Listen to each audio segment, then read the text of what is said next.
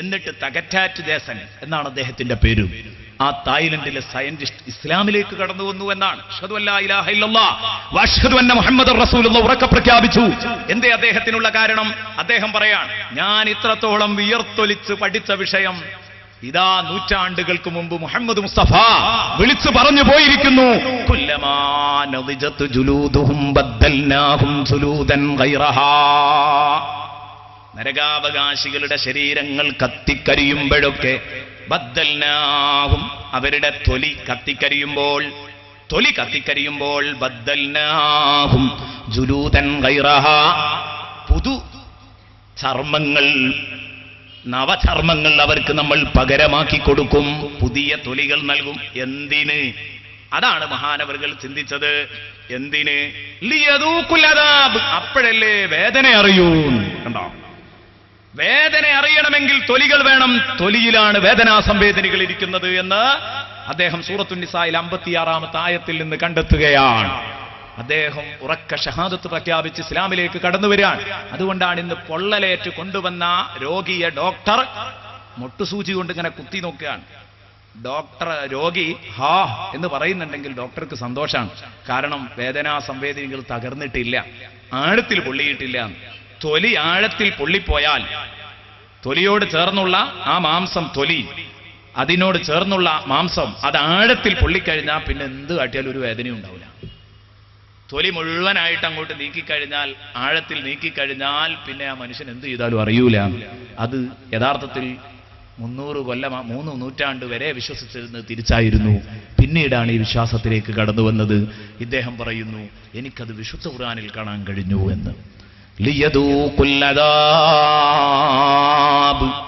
വേദനയുടെ രുചി അറിയാനാണ് അങ്ങനെയൊക്കെ ചെയ്തത്. ഇനിയോ കഴിഞ്ഞില്ല.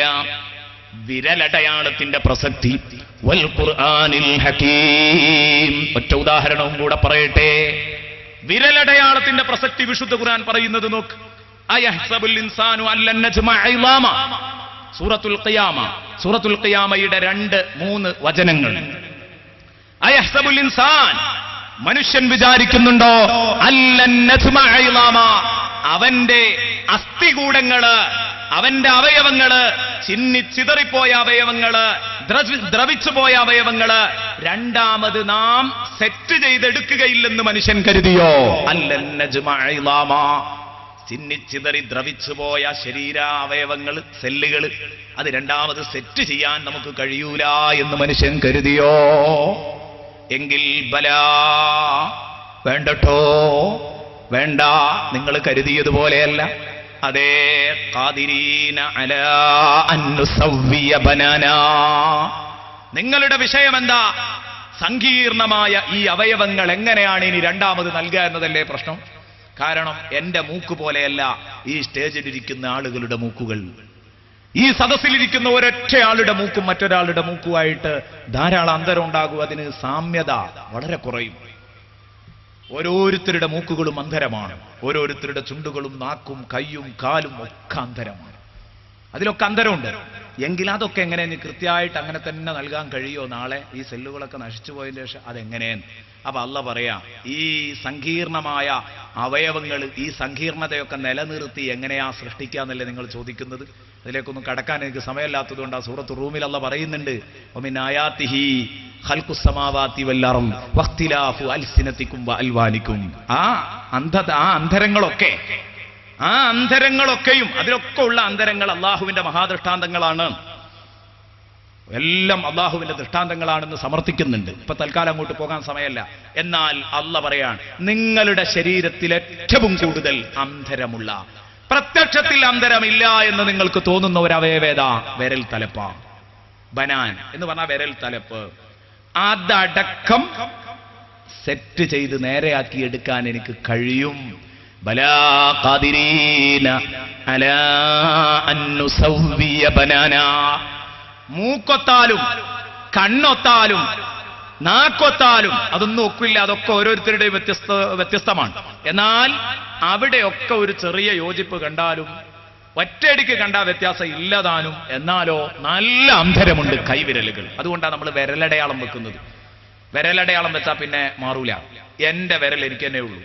നിങ്ങൾ അടുത്ത് പത്രത്തിൽ വായിച്ചിട്ടുണ്ടാകും, ഒരു 2-3 മാസം മുമ്പാണ്, 2 മാസേ ആയിട്ടുണ്ടാവുള്ളൂ. ഏകദേശം നോമ്പിന്റെ തൊട്ടടുത്തായിരുന്നു ആ സംഭവം. മൂന്നാറിൽ ഒരു ബാങ്ക് ആരംഭിച്ചു എന്ന് നിങ്ങൾ കേട്ടിട്ടുണ്ടാവും, ബയോമെട്രിക് ബാങ്ക്. എന്തായിരുന്നു അതിന്റെ ലക്ഷ്യം? ഇന്ന് ATM കാർഡ് ഉപയോഗിച്ച് പണം പിൻവലിക്കുകയും നിക്ഷേപിക്കുകയൊക്കെ ചെയ്യുന്ന ആളുകൾ, അവിടെ അധിക പണക്കാരും പലപ്പോഴും നിരക്ഷരരായ പണക്കാർക്ക് ഇത് ഈ കാർഡ് ഉപയോഗപ്പെടുത്താൻ വിഷമമുള്ളത് കൊണ്ട് മാത്രമല്ല, അതിവിദഗ്ധമായിട്ട് സമർത്ഥരായ കള്ളന്മാര് മറ്റുള്ളവരുടെ അക്കൗണ്ട് ചാടിച്ചു പോകുന്നുണ്ട്. ഈ അവസ്ഥകളൊക്കെ ഇല്ലായ്മ ചെയ്യാൻ, അന്നത്തെ പത്രവാർത്തയായിരുന്നു അത്, ഇല്ലായ്മ ചെയ്യാൻ വേണ്ടി ബയോമെട്രിക് ബാങ്ക് ആവിഷ്കരിച്ചു, അത് തയ്യാറാക്കി ആരംഭിച്ചു. അതിന്റെ സംവിധാനം എന്താ? ഓരോരുത്തരും ചെന്ന് അവന്റെ അക്കൗണ്ട് പിൻവലിക്കണമെങ്കിലും നിക്ഷേപിക്കണമെങ്കിലും ഒക്കെ എന്ത് ചെയ്യാം? തന്റെ കൈവിരൽ ഇങ്ങനെ കാണിച്ചു കൊടുത്താൽ വേണ്ടി ചാടും. കൈവിരൽ ഇങ്ങനെ ആയാൽ ഇനി ഇവിടെ ഒരു നിലക്കും കള്ളം കയറില്ല. കാരണം എന്റെ കൈവിരൽ എന്റെ കയ്യിലേ ഉണ്ടാവുള്ളൂ. പക്ഷെ നല്ലോണം കരുതണം, ഇത് വെട്ടിക്കൊണ്ടേക്കാളും കരുതണം. കാരണം കാലഘട്ടം അതാണല്ലോ, ഇത് കിട്ടിയെങ്കിലേ കിട്ടുള്ളൂ എന്ന് കണ്ട ഉറക്കത്തിൽ ഇത് വെട്ടിക്കൊണ്ടുപോകും. ഏതാവും ഞാൻ പറഞ്ഞു വന്നത്, പെട്ടെന്ന് കള്ളം കയറാനുള്ള സാധ്യതയില്ല. എന്റെ കൈവിരൽ എന്റെ കയ്യിലേ ഉള്ളൂ. ബലാ ഖാദിരീന അലാ അൻ നുസവ്വിയ ബനാന. എന്തുകൊണ്ട് വിരൽ തലപ്പ് തന്നെ പറഞ്ഞു? വിരൽ തലപ്പിൽ ഇത്രയും വലിയ അന്തരമുണ്ട്. അത് അന്ന് ലോകത്തിന് മനസ്സിലായില്ലെങ്കിൽ മനസ്സിലാകുന്ന സമയത്ത് കണ്ടോ നിങ്ങൾ, അന്ന് ഇതൊക്കെ മനസ്സിലാകാതെ തന്നെ അവർക്ക് പക്കാ ഈമാനായിരുന്നു. എന്നാലോ മനസ്സിലായിട്ട് പോലും ഈമാനിന്റെ കാര്യത്തിൽ ഒരു ചെറിയ ആലോചന നമുക്കുണ്ടെങ്കിൽ നല്ലോണം പേടിക്കണം. നമ്മൾ ഇത്തരം കാര്യങ്ങൾ കേൾക്കുന്ന സമയത്ത് ഇത് അല്ലാഹുവിന്റെ വചനമാണെന്ന് ഉറപ്പിക്കുക, ഉറക്കെ വിളിക്കണം. അഷ്ഹദു അല്ലാ ഇലാഹ ഇല്ലല്ലാഹ് വ അഷ്ഹദു അന്ന മുഹമ്മദർ റസൂലുള്ളാഹ്, ലാ ഇലാഹ ഇല്ലല്ലാഹ്. ഈ ആശയങ്ങൾ തറവാവാനാണ്. എന്നാൽ എന്തുകൊണ്ട് അല്ലാഹുവിന് ഇതൊക്കെ ആദ്യം തന്നെ കാണിച്ചുകൂടായിരുന്നോ? ഇല്ല. സനുരീഹിം ആയാതിനാ ഫിൽ ആഫാഖ്.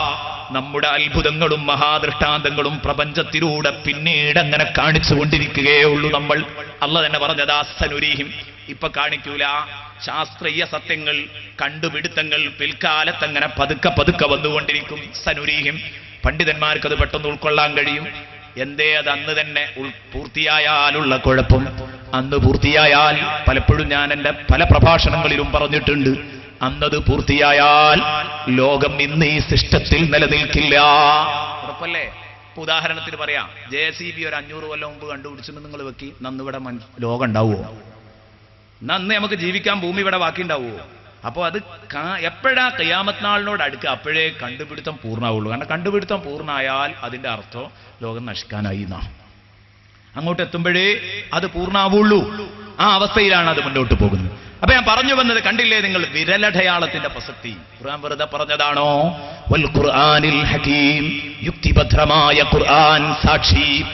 യുക്തിഭദ്രമായ ഖുർആൻ സാക്ഷിയാണ് നബിയെ. ഇനി ചരിത്ര വിശദീകരണത്തിലെ കൃത്യത, ചരിത്ര വിശദീകരണത്തിലെ കൃത്യത, ഇത് ഖുർആനിന്റെ ഒരു പ്രത്യേകതയാണ്. ധാരാളം സംഗതികൾ പറയാനുണ്ട്.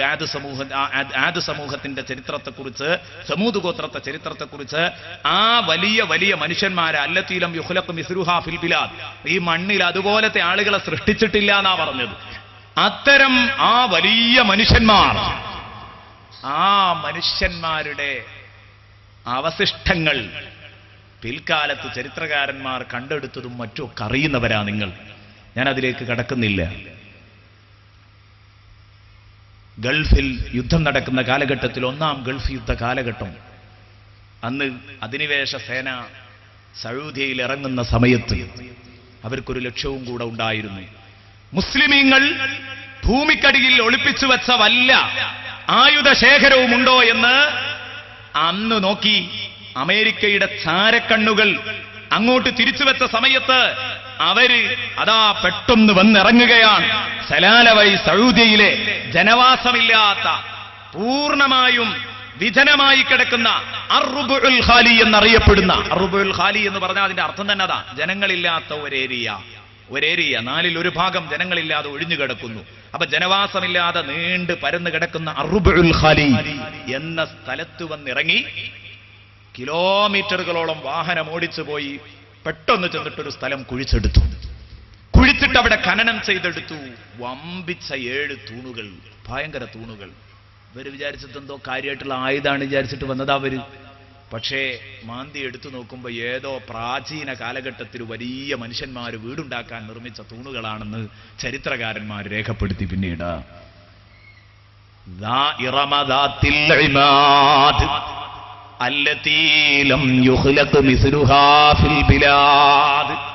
കണ്ടോ, അത്തരം തൂണുകളെ കൊണ്ട് ബിൽഡിങ്ങുകൾ നിർമ്മിച്ചിരുന്ന ആദ് സമൂഹം ഇവിടെ ഉണ്ട്. 3 or 4 തെങ്ങിന്റെയൊക്കെ നീളമാണ് ആദ് സമൂഹത്തിലെ ഒരു മെമ്പർ നീളം. ആലോചിച്ച് നോക്ക്. അപ്പൊ അവരുണ്ടാക്കിയിരുന്ന ബിൽഡിങ്ങുകളുടെ ഫില്ലറുകളൊക്കെ എത്ര വലിപ്പുണ്ടാകും? സ്വാഭാവികമാണ്. അപ്പൊ ഏതാവട്ടെ, ഖുർആൻ പറഞ്ഞത് ശരിയായി. ഇനി ചരിത്ര വിവരണത്തിലെ കൃത്യത അതിലേറെ ശ്രദ്ധേയമാണ്. ഇപ്പോൾ നൂഹ് നബി അലൈഹിസ്സലാം വെള്ളപ്പൊക്കത്തെ തുടർന്ന് നൂഹ് നബി അലൈഹിസ്സലാമിന്റെ കപ്പല് നങ്കൂരമിട്ടത് എവിടെയാ ആദ്യമായി തങ്ങിയത്? ബൈബിളിലുള്ളത് അറാറത്ത് പർവ്വതത്തിൽ എന്നാണെങ്കിൽ വിശുദ്ധ ഖുർആൻ പറയുന്നത് വസ്തവത്ത് അലൽ ജൂദി, ജൂദി പർവ്വതത്തിലാണ് നങ്കൂരമിട്ടതെന്നാണ് കപ്പൽ. വസ്തവത്ത് അലൽ ജൂദി. ഇവിടെ ബൈബിൾ പറഞ്ഞതോ ശരി, ഖുർആൻ പറഞ്ഞതോ ശരി? രണ്ടും ശരിയാണ്. കൃത്യമായ അവതരണം ഖുർആന്റേതാണ്. കാരണം അറാറത്ത് പർവ്വതം എന്ന് പറഞ്ഞാൽ അറാറത്ത് ഒരു പർവ്വതമല്ല, കുറെ പർവ്വതങ്ങൾ കൂടിയ പർവ്വത നിരയുടെ പേരാണ് അറാറത്ത്. ആ പർവ്വതത്തിൽപ്പെട്ട ഒരു പ്രത്യേക പർവ്വതത്തിന്റെ പേരാണ് ജൂദി. അപ്പൊ ഖുർആൻ പറഞ്ഞു വസ്തവത്തെ അലൽ ജൂദി, മറ്റോല് പറഞ്ഞു അറാറത്ത് പർവ്വതത്തിൽ നങ്കൂരമിട്ടു. രണ്ടും തമ്മിൽ തട്ടിച്ചു നോക്കുമ്പോ കൃത്യനിഷ്ഠമായ അവതരണം അത് വിശുദ്ധ ഖുർആനിന്റെ അവതരണമാണ്. ഇങ്ങനെ എത്ര മുൻഗണനാക്രമത്തിലുള്ള കൃത്യത വിശുദ്ധ ഖുർആന്റേത് ഇങ്ങനെ പരിശോധിച്ചു നോക്കുക. ആദ്യം പറയേണ്ടതിന് ആദ്യം പറഞ്ഞു, അവസാനം പറയേണ്ടതിന് അവസാനം പറഞ്ഞു. ഇതിനൊക്കെ എത്ര ആയത്തുകൾ, ഡസൻ കണക്കിന് ആയത്തുകൾ ഓതാനുണ്ട്. പക്ഷെ ഇൻഷാ അല്ലാഹ് പെട്ടെന്ന് ഞാൻ 1-2 ഉദാഹരണങ്ങൾ പറഞ്ഞ അടുത്ത വചനങ്ങളിലേക്ക് നീങ്ങും. കാരണം 5 ആയത്തിൽ നിന്ന് നമുക്ക് ചർച്ച ചെയ്യണം. അതിലിപ്പോൾ നമ്മൾ 2ാമത്തെ ആയത്തിലാണ് നിൽക്കുന്നത്. 3 ആയത്തിനെയും ബാക്കിയുണ്ട്. 2 മണിക്കൂറിലധികം പ്രസംഗം നീളുകയുമില്ല എന്നും. നാളെ ഇൻഷാ അല്ലാഹ് ഔപചാരികതയൊന്നും ഉണ്ടാകാത്തതുകൊണ്ട് നാളെ 7 മണിക്ക് തുടങ്ങി 9 മണിക്ക് നമ്മുടെ പ്രസംഗം അവസാനിപ്പിക്കും. ഇൻഷാ അല്ലാഹ് അത് അതേ രൂപത്തിൽ തന്നെ തുടരണം. നിങ്ങളൊക്കെ അതിന് സഹായിക്കണം. മാത്രമല്ല, ഞാൻ എൻ്റെ പ്രിയപ്പെട്ട കൂട്ടുകാരോട് പറയുന്നു, നാളെ പരമാവധി, ഇന്ന് സൗകര്യങ്ങൾ ഒരുക്കാൻ കഴിഞ്ഞില്ല, പ്രവർത്തകർ പറഞ്ഞു നാളെ ഒരുക്കിത്തരാമെന്ന് പറഞ്ഞു, പരമാവധി നിങ്ങൾ ജനങ്ങളെ എത്തിക്കണം. കാരണം നാളെ മുതൽ നല്ല ചൂട് പിടിച്ച ചർച്ചകളാണ് ചെയ്യാനുള്ളത്. എന്നല്ല, 10 ദിവസം ഈ സദസ്സിൽ വന്നിരിക്കുന്നവന് ഒന്നും കിട്ടാതെ എന്തായാലും മടങ്ങില്ല. കാരണം വിശുദ്ധ ഖുർആന്റെ സദസ്സാണല്ലോ. നമുക്കൊരുപാട് നേട്ടങ്ങൾ, ദുന്യവിയും ഉഖ്റവിയുമായ ധാരാളം നേട്ടങ്ങൾ ഇതുവഴി ഉണ്ടാകും. അപ്പൊ മുൻഗണനാക്രമത്തിലെ പ്രാധാന്യം വളരെ ശ്രദ്ധേയമാണ്. കൃത്യത വിശുദ്ധ ഖുർആനിൽ വളരെ ശ്രദ്ധേയമാണ്. ഉദാഹരണത്തിന്, വ്യഭിചരിച്ച ആണിന്റെയും പെണ്ണിന്റെയും കൈ അവരെ 100 അടി അടിക്കണം എന്ന് പറഞ്ഞു സൂറത്തു നൂറിൽ. അസ്സാനിയത്തു വസ്സാനി ഫജ്രിദൂ കുല്ല വാഹിദിൻ മിൻഹുമാ മിഅത ജൽദാ. സൂറത്തു നൂർ 2-ാം വചനം, 2-ാമത്തെ ആയത്താണ്. അസ്സാനിയത്തു വസ്സാനി, വ്യഭിചരിച്ച പെണ്ണും വ്യഭിചരിച്ച പുരുഷനും, ഫജ്രിദൂ കുല്ല വാഹിദിൻ മിൻഹുമാ, അവരുടെ കൂട്ടത്തിൽ നിന്ന് ഓരോരുത്തരെയും നിങ്ങൾ അടിക്കണം. മിഅത ജൽദാ, 100 അടി അടിക്കണം. പറയാൻ സമയമല്ല. അവിടെയൊക്കെ ഫജ്രിദൂ എന്ന് പറഞ്ഞ പ്രയോഗത്തിലൊക്കെ ഒരുപാട് കാര്യങ്ങൾ പറയാനുണ്ട്. ഇൻഷാ അല്ലാഹ് ഇതൊക്കെ ഓരോ വിഷയങ്ങൾ പറയുമ്പോഴേ പറയാൻ കഴിയുള്ളൂ. സൂറത്തു നൂർ വിശദീകരിക്കുമ്പോഴേ അതൊക്കെ ആ രൂപത്തിൽ പറയാൻ കഴിയും. ഞാൻ പറഞ്ഞത്, ഇവിടെ ആദ്യം പറഞ്ഞത് വ്യഭിചരിച്ച പെണ്ണ്, പിന്നെയാണ് വ്യഭിചരിച്ച ആണിനെ പറയുന്നത്. അസ്സാനിയത്തു വസ്സാനി. എന്താ അതിന്റെ കാരണം? വ്യഭിചാരം എന്ന ഒന്ന് സാക്ഷാത്കരിക്കപ്പെടുന്നത് ഏറിയ കൂറും ഇതിൽ വലിയ പങ്ക് വഹിക്കുന്നത് പെണ്ണാണ്. ഞാനിത് പറയുമ്പോൾ എൻ്റെ സദസ്സിലിരിക്കുന്ന സഹോദരിമാർക്ക് ശക്തമായ പ്രതിഷേധം ഉണ്ടാകും എന്നോട്, എനിക്കറിയാം. കാരണം ദിവസം പത്രം വായിക്കുന്നു, ഓരോ ആണുങ്ങൾ കാട്ടിക്കൂട്ടുന്ന നെറികേടുകളെ കുറിച്ച്. ഞാൻ പറയുന്നു, എൻ്റെ പ്രിയപ്പെട്ട സഹോദരിമാരെ, നിങ്ങൾ ഇരിക്കേണ്ടിടത്ത് ഇരുന്നിരുന്നെങ്കിൽ ഈ കോലത്തിൽ പത്രങ്ങൾ 12 മണിയാകുമ്പോഴേക്ക് കോളങ്ങൾ ഫില്ലാകൂലായിരുന്നു. ഇന്ന് കോളം ഫില്ലാകുന്നത് ഇതുകൊണ്ടാ, പെൺവാണിഭം കൊണ്ടും ബലാത്സംഘം കൊണ്ടും ബലാത്കാരങ്ങളെ കൊണ്ടും അത്രയും കൂടുതൽ. എന്തുകൊണ്ട്? ഓഫീസിൽ തൊട്ടടുത്ത ചെയറിലിരുന്ന് ജോലി ചെയ്യാൻ തുടങ്ങി പെണ്ണാണിനൊപ്പം, ഒരുമിച്ച് ഭക്ഷണം കഴിക്കാൻ തുടങ്ങി ഒരേ ഓഫീസിൽ, കൊഞ്ചിക്കൊടഞ്ഞ് സംസാരിക്കാൻ തുടങ്ങി. അകലം കൂടിയിരുന്നത് വളരെ അടുത്തു. ആണും പെണ്ണും അതിലൊരു കാന്തിക ബലമുണ്ട്. അത് അടുക്കുമ്പോൾ സ്വാഭാവികമായിട്ട് അങ്ങോട്ട് മുട്ടിപ്പോകും. അത് സ്വാഭാവികമാണ്. ഇതിന് അവസരമൊരുക്കി പെണ്ണ്. അതുകൊണ്ടാണ് നബി സല്ലല്ലാഹു അലൈഹി വസല്ലം പറഞ്ഞത് വഖർന ഫീ ബുയൂതികുന്ന വലാ തബറജ്ന തബറുജൽ ജാഹിലിയ്യത്തിൽ ഊല. ഒരു നിലക്കും നിങ്ങൾ അങ്ങാടിയിൽ ഇറങ്ങരുത്, ഒരു നിലക്കും നിങ്ങൾ വെറുതെ ആവശ്യമില്ലാതെ പുറത്തിറങ്ങരുത്. അത് നിസ്കരിക്കാൻ വേണ്ടിയും വരേണ്ട പള്ളിയിലേക്ക്. കാരണം അങ്ങനെയൊന്നും നിങ്ങൾക്ക് അനുവദിച്ചിട്ടില്ല, അവസരങ്ങളില്ല. പെണ്ണ് പുറത്തിറങ്ങുന്നതിന് ന്യായം പറഞ്ഞ് അവൾ വെറുതെ പുറത്തിറങ്ങുന്നു. തൊബ്രാനി ഉദ്ധരിക്കുന്ന ഒരു ഹദീസിൽ നബി സല്ലല്ലാഹു അലൈഹി വസല്ലം പറയുന്നുണ്ട്, അഊദു മരീളാ ഉസല്ലി ഫീ മസ്ജിദ് എന്നാ പറഞ്ഞത്. ഞാൻ രോഗിനെ സന്ദർശിക്കാൻ, ഞാൻ ഫാത്തിമത്താത്താനെ കാണാൻ പോവല്ലേ, ഞാൻ പള്ളിക്ക് നിസ്കരിക്കാൻ പോവല്ലേ എന്ന് വെച്ചിട്ട് അവൾ ഇറങ്ങാൻ. എന്തിനാ അവൾ പള്ളിയിലേക്ക് ഇറങ്ങുന്നത്? ഇമാം തൊബ്രാനി ഉദ്ധരിക്കുന്ന ഒരു ഹദീസിൽ കാണാം. എന്റെ വിഷയം ഇപ്പോഴതല്ലാത്തത് കൊണ്ട് അങ്ങോട്ട് കിടക്കുന്നില്ല. ഞാൻ പറഞ്ഞത് ഈ വ്യഭിചാരത്തിൽ എന്നല്ല, ഏതൊരു പെൺവാണിഭ കേസുകൾ നിങ്ങൾ പരിശോധിച്ച് നോക്ക്. അതിന്റെ ഉള്ളിൽ ഇരയായിട്ടോ കൂട്ടിക്കൊടുപ്പുകാരിയായിട്ടോ ഒക്കെ ഒരു ശക്തമായ പെണ്ണിന്റെ കരം ഉണ്ടാകും. ലൈംഗിക ക്രമക്കേടുകളുടെ കൂട്ടിക്കൊടുപ്പിൽ ഒരു പെണ്ണിന്റെ സാന്നിധ്യം ഏകദേശം ചരിത്രത്തിന്റെ ആവർത്തനമാണെന്ന് നമുക്ക് പറയാം. അത് ലൂത്ത് നബി അലൈഹി ഇസ്ലാം തൊട്ട് തുടങ്ങിയതാണ്. ആ കൂട്ടിക്കൊടുപ്പിൽ ഒരു പെണ്ണിന്റെ സഹായം. അന്ന് മുതൽ ഇന്ന് വരെ ഏത് കേസ് പൊളിയുമ്പോഴും കണ്ടില്ലേ നിങ്ങൾ, ഏതെങ്കിലും ഒരു പെണ്ണിനെ ചുറ്റിപ്പറ്റി ഉണ്ടാകും അവിടെ. എന്നാൽ ഈ വ്യഭിചാരത്തിന്റെ കാര്യത്തിൽ പെണ്ണ് അവളുടെ മാനസിക പൊരുത്തമില്ലെങ്കിൽ ഇത് നടക്കൂല, ഏറിയ കൂറും നടക്കൂല. അതിന്റെ അർത്ഥം ബലാത്കാരങ്ങൾ നടക്കുന്നില്ല എന്നല്ല, ബലാത്സംഗങ്ങൾ നടക്കുന്നില്ല എന്നല്ല, നടക്കുന്നുണ്ട്. പക്ഷേ ഈ നമ്മൾ ഇന്ന് വായിച്ചുകൊണ്ടിരിക്കുന്ന മുഴുവൻ ബലാത്കാരങ്ങളല്ല. ആദ്യം മനപ്പൊരുത്തത്തോടുകൂടെ നടക്കുന്നതാ, പിന്നെ സ്വഭാവം മാറുക. വിചാരിച്ചത് കിട്ടാതിരിക്കുമ്പോൾ, കിട്ടിക്കൊണ്ടിരിക്കുന്നത് കിട്ടാതിരിക്കുമ്പോൾ, അല്ലെങ്കിൽ മറ്റാരോ ഈ തന്നതിനേക്കാൾ തന്നിട്ട് രഹസ്യം പുറത്ത് പറയണമെന്ന് പറയുമ്പോൾ അപ്പോഴൊക്കെ ബലാത്കാരങ്ങളായി മാറുകയാണ്. ധാരാളം കാലം മാനസിക പൊരുത്തത്തോട്. അതുകൊണ്ടാണല്ലോ 6 or 7 കൊല്ലമൊക്കെ കഴിഞ്ഞിട്ടാണ് പീഡന കേസുമായി ആരോപണവുമായി പെണ്ണ് രംഗത്ത് വരുന്നത്. മനപ്പൊരുത്തത്തോടുകൂടെ കുറെ നാൾ നടന്നു, പിന്നെ പ്രശ്നങ്ങളിൽ അകപ്പെട്ടു. പിന്നെ പ്രശ്നങ്ങളായപ്പോ, പല സാഹചര്യങ്ങളായപ്പോ അവൾ അത് ബലാത്കാരമാക്കി മാറ്റുകയായിരുന്നു. എന്നാൽ ഈ വ്യഭിചാരത്തിന്റെ കാര്യത്തിൽ പെണ്ണിന് തന്നെയാണ് മുൻഗണന കൊടുക്കേണ്ടത്. ആ സമയത്ത് അവിടെ അല്ലാഹു നൽകിയത് ഈ രൂപത്തിലാണെങ്കിൽ, മുൻഗണന പ്രാധാന്യം കൊടുത്തത് പെണ്ണിനാണെങ്കിൽ, കണ്ടോ നിങ്ങൾ, മോഷണത്തിൽ വസ്സാരിഖു വസ്സാരിഖതു ഫഖ്തഉ ഐദിയഹുമാ, കട്ടവന്റെയും കട്ടവളുടെയും കൈ നിങ്ങൾ കൊത്തിക്കളയണം. ഇത് പറയുമ്പോ കട്ടവൻ, കാരണം ഈ പണിക്ക് പെണ്ണ് കൂടുതൽ പോകില്ല. എന്നാ പോകൂല എന്ന് പറയാൻ പറ്റുമോ? ഇല്ല. കാരണം എത്രയോ ബസ്സുകളിൽ നിന്ന് മാല പൊട്ടിക്കലും വിഴുങ്ങലും ഒക്കെ അണ്ണാച്ചി പെണ്ണുങ്ങളും മറ്റും ഒക്കെ പലപ്പോഴും നമ്മൾ കണ്ടുവരുന്നതാ. അവസരം കിട്ടിയാൽ പെണ്ണും മോഷ്ടിക്കും, ഇല്ല എന്ന് പറയുന്നില്ല. അതും കൂടെ ഖുർആൻ പറഞ്ഞിട്ടുണ്ട്. പക്ഷേ ഏറ്റവും കൂടുതൽ മുമ്പന്തിയിലുണ്ടാവുക ഈ വിഷയത്തിൽ ആണ്.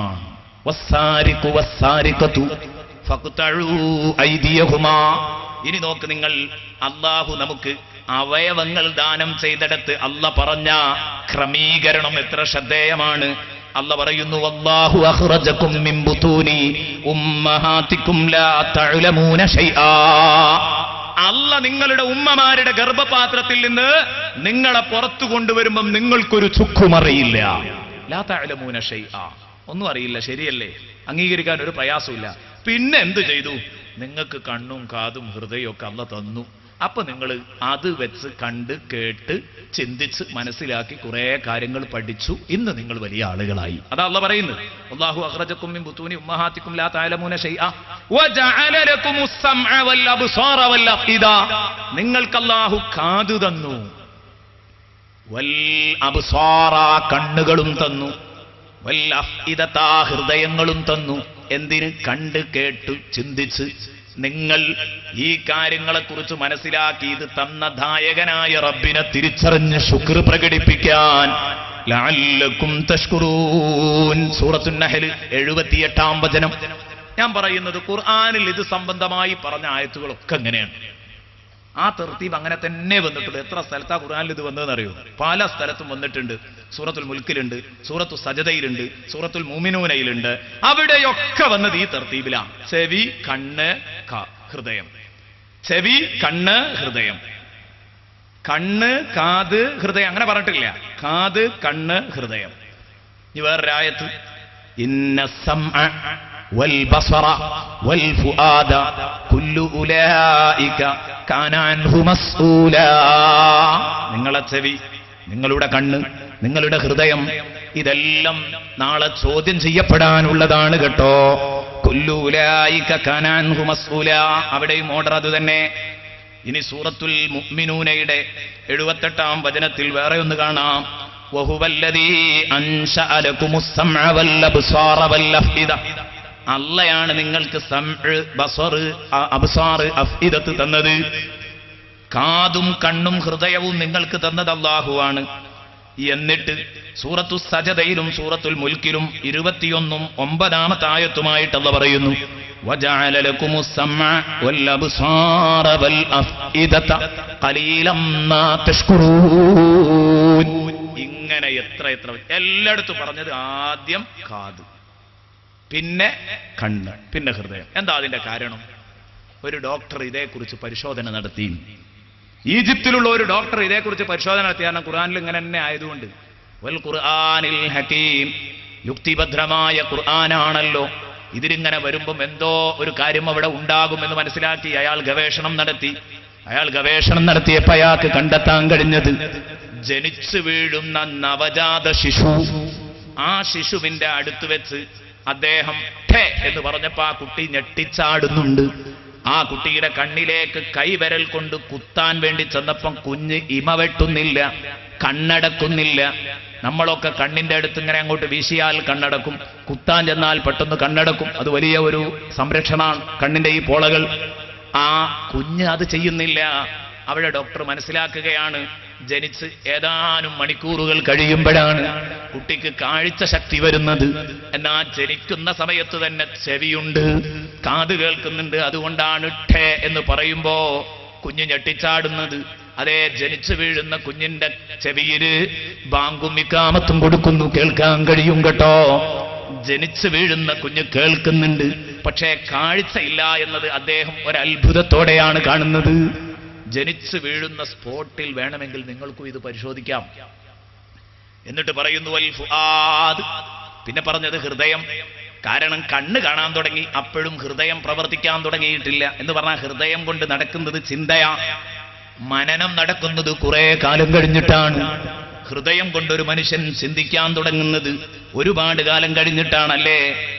വയസ്സുകൾ ഇങ്ങോട്ട് വരുമ്പോഴാ ചിന്തിക്കാനല്ലേ, മാസങ്ങൾ കഴിയുമ്പോഴാണ് ചിന്താശേഷി വരുന്നത്. ചെറിയ കുഞ്ഞിനെന്ത് ചിന്ത? ക്ലീൻ ഹൃദയമല്ലേ, ഒഴിഞ്ഞു കിടക്കുന്ന ഹൃദയം, ശൂന്യമായ ഹൃദയം, ഒന്നുമില്ല അവിടെ. ഒരു കറയും പുരണ്ടിട്ടില്ല. മാത്രമല്ല ഒരു ചിന്തയും ആ മനസ്സിലില്ല. ഈ ഖുർആൻ സാക്ഷിയാണ്. വൽ ഖുർആനിൽ ഹകീം ഇന്നക ലമിനൽ മുർസലീൻ. നബിയെ, തങ്ങൾ പ്രവാചകരുടെ കൂട്ടത്തിൽപ്പെട്ട ആളു തന്നെ. കാരണം അക്ഷരാഭ്യാസം നേടിയിട്ടില്ലാത്ത തിരുനബിക്ക് ഇതൊക്കെ എവിടുന്ന് വിളിച്ചു പറയാൻ കഴിഞ്ഞു? അള്ളാഹു അയച്ച പ്രവാചകരല്ലെങ്കിൽ, അള്ള കൊടുത്ത വിവരമല്ലെങ്കിൽ, ഞാൻ അക്ഷരാഭ്യാസം നേടാത്ത നബി എന്ന് പറയുമ്പോൾ നബി സല്ലല്ലാഹു അലൈഹി വസല്ലമ തങ്ങളോട് ആദരവ് കേട് തോന്നിപ്പോകരുത്. ഇമാം റാസി റഹ്മത്തുള്ളാഹി അലൈഹി പറയുന്നുണ്ട്, നബിതങ്ങൾ ഉമ്മിയായി എന്നത്, നിരക്ഷരരായി എന്നത് നബിതങ്ങളുടെ മദ്ഹാണ്. കാരണം നബിതങ്ങളെങ്ങാനും അന്ന് വാപ്പ ഹയാത്തിലുണ്ടാവുകയും പഠിപ്പിക്കാൻ സൗകര്യമുണ്ടാകുകയും പഠിപ്പിക്കുകയും ഒക്കെ ചെയ്തിരുന്നെങ്കിൽ 1-ാം ക്ലാസ് മുതൽ അള്ളാഹുവിന്റെ ഹബീബിന് ഫസ്റ്റ് ക്ലാസ് മാർക്കായിരിക്കും. എല്ലാവരെയും തോൽപ്പിക്കുന്ന ബുദ്ധിശക്തി ഉണ്ടാകൂലേ മുത്തുനബിക്ക്?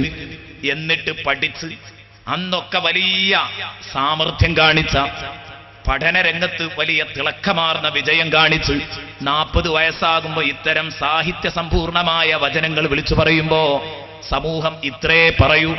നേരത്തെ മുഹമ്മദ് വലിയ ബുദ്ധിമാനാണ്, ഇപ്പൊ ഒന്നും കൂടെ തിളക്കമുണ്ടെന്ന് മാത്രം, അത്രേ പറയൂ. എന്നാൽ 40 വയസ്സുവരെ അത്തരം പഠനങ്ങൾ നടക്കരുത്. നബി സല്ലല്ലാഹു അലൈഹി വസല്ലമ തങ്ങൾ വിദ്യാലയങ്ങളിൽ പോകരുത്. ഇന്നലെ 40 വയസ്സുവരെ ABCD പഠിച്ചിട്ടില്ലാത്ത ഒരാള് പെട്ടെന്ന് ഒരു യൂണിവേഴ്സിറ്റിയുടെ VC ആയി എന്ന് കേട്ടാൽ നാം അന്തിച്ചു നിൽക്കില്ലേ? അവിടെ എന്തോ ചില വിവരങ്ങൾ, ചില ഇടപെടലുകൾ നടന്നിട്ടുണ്ട്, അദൃശ്യമായ ചില ഇടപെടലുകൾ നടന്നിട്ടുണ്ട് നമ്മളൊക്കെ പറയൂലേ? അത് അള്ളാഹു നൽകിയതാണ്, വരദാനമാണ് എന്നൊക്കെ നമ്മൾ പറയും. അതെ, അത് ജനങ്ങളെ കൊണ്ട് പറയിപ്പിക്കാനാണ് അള്ളാഹുവിന്റെ റസൂൽ സല്ലല്ലാഹു അലൈഹി വസല്ലം ഉമ്മിയാകുന്നത്. അതേ നബിതങ്ങളുടെ വിവരത്തിന് പരിധിയില്ല. പക്ഷേ പഠിക്കാതെ പഠിഞ്ഞതാണ്, ഒന്നും പഠിച്ചിട്ടുണ്ടായതല്ല. ഇമാം ബൂസീരി പറഞ്ഞത് എത്ര ശരി. നമുക്ക് ഇമാം ബൂസീരിയുടെ വരികൾക്ക് പിന്തുണ പ്രഖ്യാപിച്ച് ഉറക്ക സ്വലാത്ത് ചൊല്ലിയിട്ട് ഈ മജ്ലിസ് കബൂലാവണം. കഫാക ബിൽ ഇൽമി ഫിൽ ഉമ്മി മുഅ്ജിസതൻ ഫിൽ ജാഹിലിയ്യതി വ തഅദീബി ഫിൽ യുതുമി മൗലായ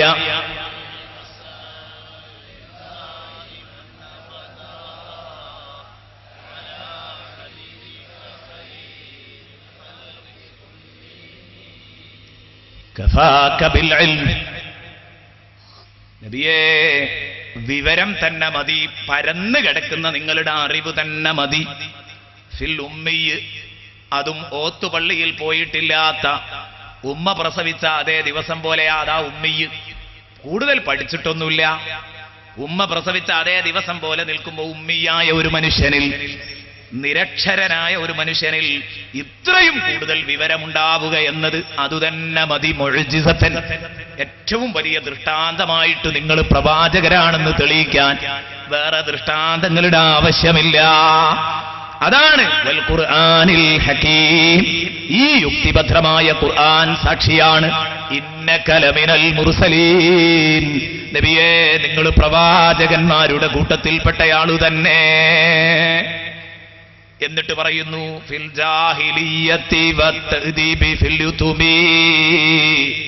ജാഹിലിയ കാലഘട്ടത്തിലാണ് നിങ്ങൾ വളർന്നത്. എന്നിട്ട് ഉമ്മിയായി വളർന്നിട്ട് നിങ്ങൾ ഇത്രയും വലിയ വിവരസ്ഥനായല്ലോ നബിയെ, അറിവാളനായല്ലോ നബിയെ. വതഅദീബി ഫിൽ യുതുമി.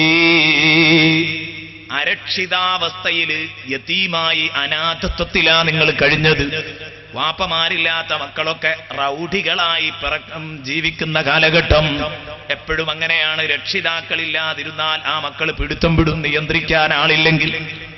അതുകൊണ്ടാണ് അത്തരം ആളുകളെ മക്കള് പിടുത്തം വിടരുതെന്ന് കരുതി നമ്മുടെ സ്ഥാപനങ്ങൾ അവരെ ഏറ്റെടുക്കുന്നത്. എന്നിട്ട് ആ യതീം മക്കൾക്ക് പഠനം നടത്തിക്കൊണ്ടിരിക്കുന്നത്.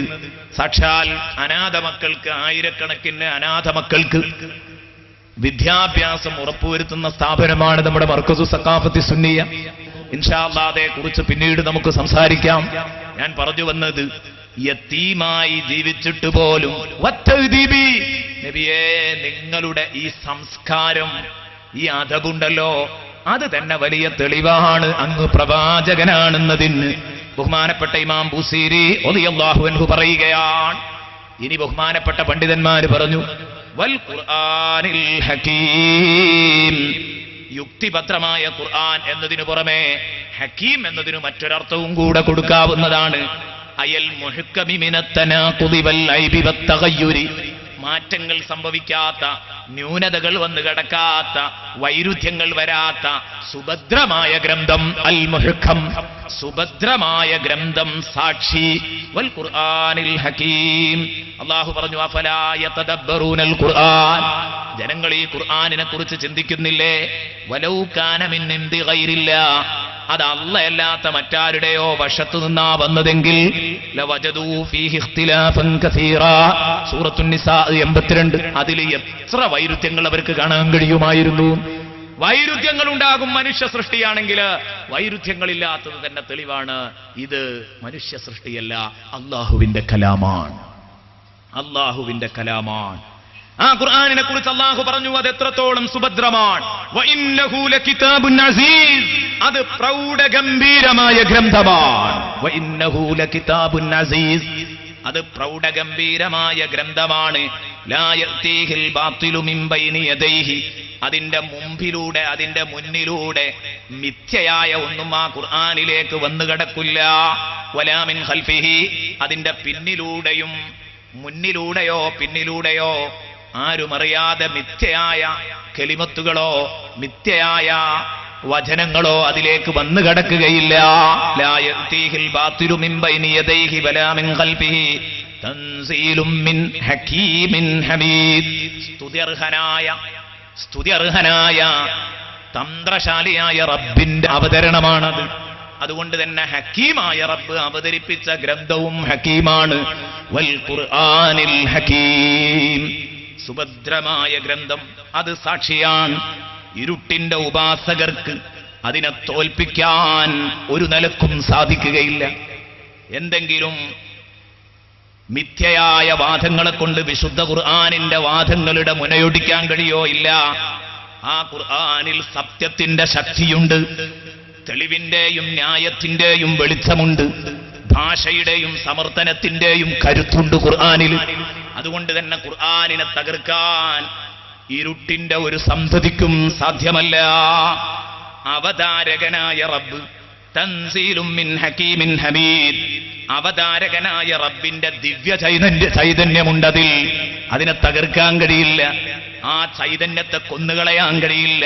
പ്രബോധകരായ പ്രവാചകർ സല്ലല്ലാഹു അലൈഹി വസല്ലമ തങ്ങളുടെ തെളിഞ്ഞ വ്യക്തിത്വത്തിന്റെ ഫലമുണ്ടതിൽ, അത് തന്നെ തെളിവായിരിക്കും. അതുകൊണ്ട് തന്നെ ഖുർആൻ ഇവിടെ സ്ഥിരീകരിക്കപ്പെടുകയും ചെയ്യും. ഒരു കാലത്തും ആ ഖുർആനിനെ ചോദ്യം ചെയ്യാൻ കഴിയില്ല. പിന്നീട് എങ്ങനെ കളവ് കൊണ്ടും ദുഷ്പ്രചരണം കൊണ്ടും അത്തരം ആയുധങ്ങളെ കൊണ്ട് ഈ സുഭദ്രമായ ഖുർആനിനെ അരിഞ്ഞു നുറുക്കാൻ ലോകത്തൊരു ശക്തിക്കും കഴിയില്ല. വൽ ഖുർആനിൽ ഹകീം, സുഭദ്രമായ ഗ്രന്ഥം സാക്ഷിയാണ് നബിയേ. ഇന്നക ലമിനൽ മുർസലീൻ. എന്തേ അല്ലാഹു കുറെ മുഅ്ജിസത്തില്ലേ നബി തങ്ങൾക്ക്?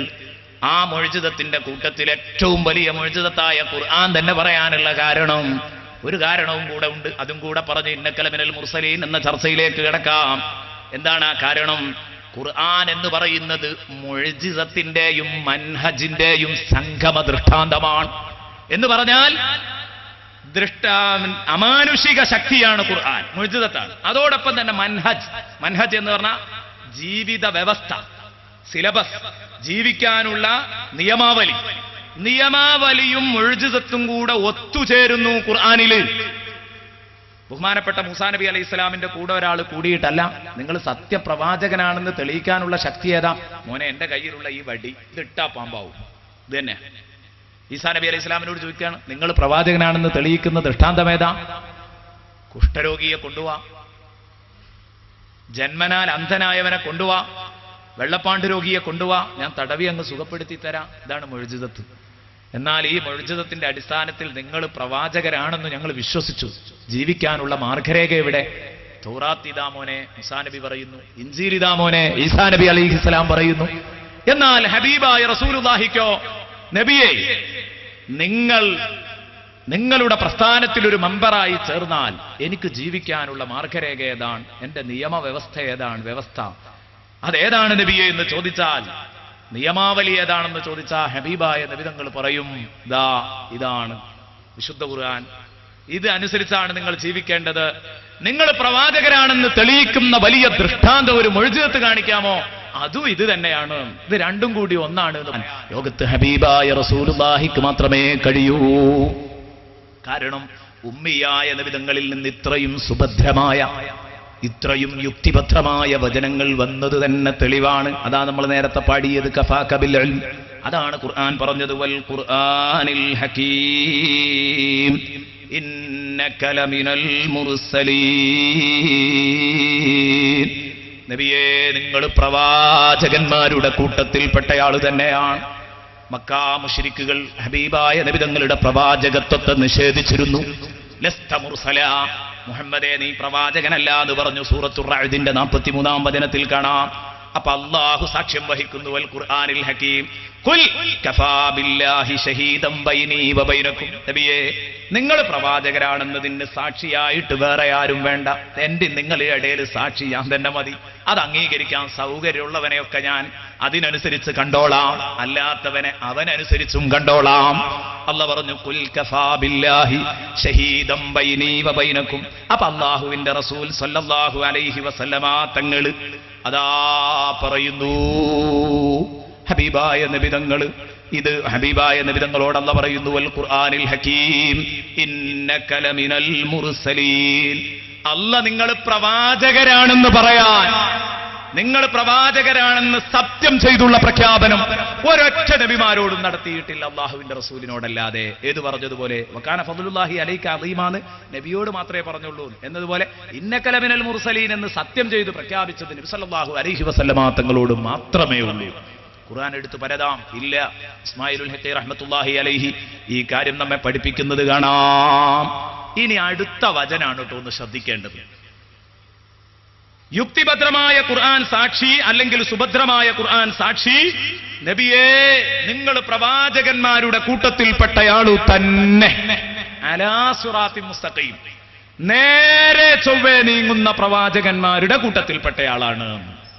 അലാ സിറാത്തിൻ മുസ്തഖീം, നേരെ ചൊവ്വേ നീങ്ങുന്നവരുമാണ്. അങ്ങനെ അർത്ഥം പറഞ്ഞവരുണ്ട്. നേരെ ചൊവ്വേ നീങ്ങുന്ന പ്രവാചകന്മാരുടെ കൂട്ടത്തിൽപ്പെട്ടയാളാണ്. അങ്ങനെയാണ് നമുക്ക് കൂടുതൽ ആ വിഷയം ബഹുമാനപ്പെട്ട ഇമാം തൊബരിയെ പോലെയുള്ള ആളുകളൊക്കെ അതിനെ വിശദീകരിച്ചത് അങ്ങനെയാണ്. ഇന്നക ലമിനൽ മുർസലീൻ, നബിയെ നിങ്ങൾ പ്രവാചകന്മാരുടെ കൂട്ടത്തിൽപ്പെട്ടയാളാണ്. അലാ സിറാത്തിൻ മുസ്തഖീം, നേരെ ചൊവ്വേ നീങ്ങുന്നവരായിട്ട് ഉള്ള പ്രവാചകന്മാരുടെ കൂട്ടത്തിൽപ്പെട്ട ഒരാളാണ് നിങ്ങൾ. ആ ഒരായത്ത് തെളിയിക്കുന്നത് എന്താണ്? ബഹുമാനപ്പെട്ട ഇമാം തൊബരി പറയുന്നു അതിന്റെ അർത്ഥം മഹാനവറുകൾ വിശദീകരിക്കുന്നു. വ്യതിയാന ചിന്താഗതിക്കാർ ആരെങ്കിലും കേട്ടിരിക്കുന്നുണ്ടെങ്കിൽ ശ്രദ്ധിച്ചു കേൾക്കുക. മഅനാഹു ഐ അലാ ത്വരീഖിൽ ഉവിജാജ ഫീഹി, വളവോ ചരിവോ വക്രതയോ ഇല്ലാത്ത നേരെ ചൊവ്വയുള്ള റൂട്ടിലാണ് ഹബീബായ മുഹമ്മദുർ റസൂലുള്ളാഹി. എന്നിട്ട് ഇമാം ബൈളാവി റളിയല്ലാഹു അൻഹു വിശദീകരിക്കുന്നു അലാ സിറാത്തിൻ മുസ്തഖീം എന്ന് പറഞ്ഞാൽ നബിതങ്ങൾ ശരിയായ ഒരു വിശ്വാസത്തിന്റെ മേലാണെന്നാണോ അതിന്റെ അർത്ഥം? അല്ല, വിശ്വാസം നേരാണ്, അതിൽ തർക്കമല്ല. കർമ്മവും നേരാണ്, സമീപനമടക്കം അലാ സിറാത്തിൻ മുസ്തഖീം, നേരായ മാർഗത്തിലല്ലാതെ ഹബീബായ നബിതങ്ങളുടെ സ്വഭാവ ഗുണങ്ങൾ പോലും വന്നു ഭവിക്കില്ല. ഇമാം ബൈളാവി പറയുന്നു വഹുവ അത്തൗഹീദു വൽ ഇസ്തിഖാമത്തു ഫിൽ ഉമൂർ, തൗഹീദും അൽ ഇസ്തിഖാമത്തു ഫിൽ ഉമൂർ, എല്ലാ കാര്യങ്ങളിലുമുള്ള നേരെ ചൊവ്വയുള്ള റൂട്ടാണ് അലാ സിറാത്തിൻ മുസ്തഖീം. ഇനി ബഹുമാനപ്പെട്ട ഇബ്നു ആശൂർ ഉദ്ധരിക്കുന്നത് കാണാം വസ്സിറാത്തുൽ മുസ്തഖീം അൽ ഹുദൽ മൂസിലു ഇലൽ ഫൗസി ബിൽ ആഖിറ വഹുവ അദ്ദീനുൽ ലദീ ബുഇസ ബിഹിൻ നബിയ്യു സല്ലല്ലാഹു അലൈഹി വസല്ലം, നബി തങ്ങളെ നിയോഗിക്കപ്പെട്ട ദീനീ നിയമമാണത് അലാ സിറാത്തിൻ മുസ്തഖീം എന്ന് പറഞ്ഞത്. പിന്നെയോ വൽ ഖുലുഖുൽ ലദീ ലക്കനഹുല്ലാഹ്, അല്ലാഹ് തിരുനബിക്ക് നൽകിയ ആ മഹത്തായ സ്വഭാവ ഗുണമാണ് അലാ സിറാത്തിൻ മുസ്തഖീം. അതുകൊണ്ട് തന്നെ മുത്തുനബിയുടെ ജീവിതത്തിൽ ഒരു തെറ്റും സംഭവിച്ചിട്ടില്ല. ഇത് പറയുന്നവരെ നമ്മൾ ഒരിക്കലും അംഗീകരിക്കുകയില്ല. വ്യതിയാന ചിന്താഗതിക്കാർക്ക് ഒരു ഹോബിയാണ് പ്രവാചകന്മാരുടെ പാപ സുരക്ഷിതത്വം നിഷേധിക്കുക എന്നത്. അവർക്കൊരു ഹോബിയാണ്. സൂറത്തു യാസീൻ സാക്ഷി, പ്രവാചകന്മാർ പാപ സുരക്ഷിതരാണ് അലാ സിറാത്തിൻ മുസ്തഖീം. അടക്കത്തിലോ അനക്കത്തിലോ വിശ്വാസത്തിലോ കർമ്മത്തിലോ സമീപനങ്ങളിലോ നബിയെ നിങ്ങൾക്ക് വളവ് സംഭവിക്കുകയില്ല, വക്രത വന്നു പെടുകയില്ല. നിങ്ങളുടെ ജീവിതത്തിൽ ഒരു ചെരിവോ വളവോ വരൂല. അലാ സിറാത്തിൻ മുസ്തഖീം, നിങ്ങൾ നേരെ ചൊവ്വയായിരിക്കും നബിയെ ജീവിക്കുക. നോക്ക് നിങ്ങൾ, ഇതൊരു ഹോബിയാണ് വ്യതിയാന ചിന്താഗതിക്കാർക്ക്. നബിമാരിൽ നിന്ന് തെറ്റ് സംഭവിക്കുക. അവർ മനുഷ്യരാണെന്ന് തെളിയണമെങ്കിൽ ഇടക്കോരോ തെറ്റൊക്കെ ചെയ്യണ്ടേ? മനുഷ്യരാണെന്ന് തെളിയണമെങ്കിൽ ഇടക്കോരോ തെറ്റൊക്കെ ചെയ്യണ്ടേ? എന്നിട്ട് വിശുദ്ധ ഖുർആനിലെ ആയത്തുകളും ഹദീസുകളും വിശുദ്ധ ഖുർആനിലെ ആയത്തുകളും നബി സല്ലല്ലാഹു അലൈഹി വസല്ലം തങ്ങളുടെ തിരുവചനങ്ങളും എടുത്ത് ദുർവ്യാഖ്യാനം ചെയ്ത് കാട് കയറി അവസാനം പറയാം. ഇങ്ങനെ പറയുകയാണെങ്കിൽ മുഹമ്മദ് നബിയിൽ നിന്ന് എത്ര അപാകത വന്നിട്ടുണ്ട്, സമയദൈർഘ്യം ഭയന്ന് ഞാൻ നിർത്തുകയാണ്. നഊദു ബില്ലാഹ്. അല്ലാഹു കാക്കട്ടെ, അല്ലാഹു കാക്കട്ടെ. നമ്മുടെ സന്താന പരമ്പരകളെ അല്ലാഹു കാത്തു തരട്ടെ. നിങ്ങൾ ആലോചിച്ചു നോക്ക് പ്രിയപ്പെട്ട കൂട്ടുകാരെ, ആ ഒരു പ്രയോഗത്തിന്റെ കടുപ്പം എത്രയാണ്, ആ ഒരു പ്രയോഗത്തിന്റെ കടുപ്പം എത്രയാണെന്ന് നിങ്ങൾ ആലോചിക്കണം. ഹബീബായ റസൂലുള്ളാഹി സ്വല്ലല്ലാഹു അലൈഹി വസല്ലം സ്വന്തം നേതാവാണെന്ന് അംഗീകരിക്കുന്നവർ സ്വന്തം നേതാക്കന്മാരെ ഒറ്റുകൊടുക്കുന്ന ഒരു തരം മടയന്മാരല്ലേ? നിങ്ങൾ ആലോചിക്കണം. ഇവരെ കുറിച്ച് നമ്മൾ എന്ത് പറയും? അതുകൊണ്ട് സ്വഹാബികളുടെ കാഴ്ചപ്പാട് എന്തായിരുന്നു? തിരുനബി സല്ലല്ലാഹു അലൈഹി വസല്ലം തെറ്റു ചെയ്യുന്നത് സംബന്ധിച്ച് സ്വഹാബത്തിന്റെ കാഴ്ചപ്പാട് എന്താണ്? നമുക്ക് അന്വേഷിക്കുന്നത് നല്ലതാണ്. ബഹുമാനപ്പെട്ട ഹബീബുനാ വസയ്യിദുനാ മുഹമ്മദുർ റസൂലുള്ളാഹി സ്വല്ലല്ലാഹു അലൈഹി വസല്ലം തങ്ങളുമായി ബന്ധപ്പെട്ട ഒരു വലിയ കഥയുണ്ട്. ഞാൻ അതിലേക്ക് വരില്ല, ഒരൊറ്റ വാക്ക് നിങ്ങളെ കേൾപ്പിക്കുന്നു. ബഹുമാനപ്പെട്ട ബീവി ആയിഷ റളിയല്ലാഹു തആല അൻഹ ഇഫ്ക് പറഞ്ഞ ഒരു കഥയുണ്ടായി. കണ്ണും മുറുക്കി ചിമ്മി പറയാമുണ്ടാകും. എന്നാൽ സൂക്ഷ്മമായ മാലിന്യമായതുകൊണ്ട്, കണ്ണിൽ കാണാത്ത ചെറിയ മാലിന്യമായതുകൊണ്ട്, അതൊക്കെ ശരിക്കും ഇങ്ങനെ ഉപകരണം വെച്ച് ഇങ്ങനെ നോക്കിയാൽ വലിയ വലിയ വലിയ വലിയ ഭീമാകാരമുള്ള നജസായിട്ട് തന്നെ നമുക്ക് കാണാൻ കഴിയും. പക്ഷേ നഗ്നനേത്രം കൊണ്ട് കാണാൻ കഴിയാത്തത് കൊണ്ട് നമ്മൾ നിസ്കരിക്കുമ്പോൾ നമ്മുടെ ശരീരത്തിലൂടെ അങ്ങനെ കറങ്ങും ഈച്ച. നിസ്കാരത്തിന്റെ സാധുതയെ ചോദ്യം ചെയ്യില്ല. അതിലെ അഫുണ്ട്, മാപ്പുണ്ട്. എന്നാ ചോദിക്കട്ടെ എൻ്റെ പ്രിയപ്പെട്ട കൂട്ടുകാരോട്, ഇത്രയും അഫുള്ള ഈ സൂക്ഷ്മമായ മാലിന്യം ബഹുമാനപ്പെട്ട ഉമർ റളിയല്ലാഹു അൻഹു പറയാണ്, നബിയേ, ഈ ഈച്ച നിങ്ങളുടെ ശരീരത്തിൽ ഇരിക്കാൻ പാടില്ല എന്ന് പറയാൻ കാരണം, അല്ലാഹ് പ്രകൃതിയിൽ അതിനൊരു വിലക്ക് വെച്ചത്, നിങ്ങളുടെ ശരീരത്തിൽ വന്നിരിക്കാൻ കഴിയാത്ത ഒരവസ്ഥ ഉണ്ടാക്കിയത് ലിമുഖാലത്തതിൽ ഖദുറാത്ത്, ഈച്ച മ്ലേച്ഛങ്ങളുമായി പുരണ്ടിട്ടുണ്ടെന്നതാണ്. അപ്പൊ നിങ്ങളുടെ ദേഹം മലിനമായി പോകും ഈച്ചയിരുന്നാൽ. അതുകൊണ്ട് നബിയേ, അല്ലാഹ് അങ്ങയുടെ ശരീരത്തെ ഇക്കോലത്തിൽ കാത്തുരക്ഷിച്ചെങ്കിൽ ഈച്ചയുടെ കാലിലുള്ള മാലിന്യം കൊണ്ടുപോലും അങ്ങയുടെ ശരീരം വൃത്തികേടാകരുതെന്ന് റഹ്മാനായ റബ്ബിന് നിർബന്ധമുണ്ടെങ്കിൽ ഫകൈഫ ബിഅഹ്ലിക യാ റസൂലല്ലാഹ്, നബിയേ, ഈ ശറഫാക്കപ്പെട്ട ശരീരത്തിൽ കെട്ടിപ്പിടിച്ചുറങ്ങാൻ ഭാഗ്യം കിട്ടിയ, ഈ ശറഫാക്കപ്പെട്ട ശരീരത്തോട് ചേർന്ന് കിടക്കാൻ ഭാഗ്യം കിട്ടിയ ബഹുമാനപ്പെട്ട ബീവി ആയിഷ റളിയല്ലാഹു അൻഹാ, അവരിൽ നിന്ന് നബിയെ എങ്ങനെ സംഭവിക്കും നബിയെ? ഇത് സംഭവിക്കാൻ പോകുന്നില്ല. ബഹുമാനപ്പെട്ട ഉമർ ഇബ്നുൽ ഖത്താബ് റളിയല്ലാഹു അൻഹു പറയുകയാണ്, പ്രിയപ്പെട്ട കൂട്ടുകാരെ, ആൺകുട്ടികളുടെ ഈമാൻ അതാണ് കേട്ടോ, ആൺകുട്ടികളുടെ ഈമാൻ. ഈ ഈമാൻ നമ്മൾ മനസ്സിലാക്കിയിരിക്കണം. അപ്പൊ എന്താ ബഹുമാനപ്പെട്ട ഉമർ റളിയല്ലാഹു അൻഹുവിന്റെ ഈമാൻ എവിടെ? റസൂലുള്ള തെറ്റ് ചെയ്യോ, അതിന് പ്രമാണങ്ങളുണ്ടോ, അതിന് ഹദീസുണ്ടോ, അതിന് ആയത്തുണ്ടോ നോക്കി നടക്കുകയല്ല. പിന്നെയോ, തിരുനബിയുടെ തിരുശരീരത്തിൽ തൊട്ട ഒരു പത്നി പോലും തെറ്റു ചെയ്യരുതെന്ന നിർബന്ധമുണ്ടെങ്കിൽ അത് ഈമാനിന്റെ കരുത്താണ്. എന്റെ പ്രിയപ്പെട്ട കൂട്ടുകാരെ, ഈ ഈമാനിന്റെ കരുത്താണ് നമ്മൾ ആർജിച്ചെടുക്കേണ്ടത്. അള്ളാഹു നമുക്ക് നൽകി അനുഗ്രഹിക്കുമാറാവട്ടെ. ഇങ്ങനെ ബഹുമാനപ്പെട്ട ഉസ്മാൻ റളിയല്ലാഹു അൻഹു പ്രതികരിച്ചു, അലി റളിയല്ലാഹു അൻഹു പ്രതികരിച്ചു. ഓരോരുത്തരും ഓരോ പ്രതികരണങ്ങൾ നടത്തി. പക്ഷേ ആ രൂപത്തിൽ ഓരോ പ്രതികരണങ്ങളെക്കുറിച്ച് സംസാരിക്കാൻ നമുക്ക് സമയമുണ്ടെന്ന് തോന്നുന്നില്ല. അതുകൊണ്ട് വിശാലമായി ഞാൻ സംസാരിക്കാൻ ആഗ്രഹിക്കുന്നില്ല. അതിലൊരൊറ്റ എക്സാമ്പിൾ മാത്രം പറഞ്ഞതുള്ളൂ. ഇനി ഉസ്മാൻ റളിയല്ലാഹു അൻഹു, അലി റളിയല്ലാഹു അൻഹു ഓരോ അഭിപ്രായങ്ങൾ പറഞ്ഞു. ഉസ്മാൻ റളിയല്ലാഹു അൻഹു പറഞ്ഞു, നബിയെ, നിങ്ങൾക്ക് നിഴലില്ല നിങ്ങൾ നടക്കുമ്പോൾ, അതുകൊണ്ടാണ് ഞാൻ പറയുന്നത്.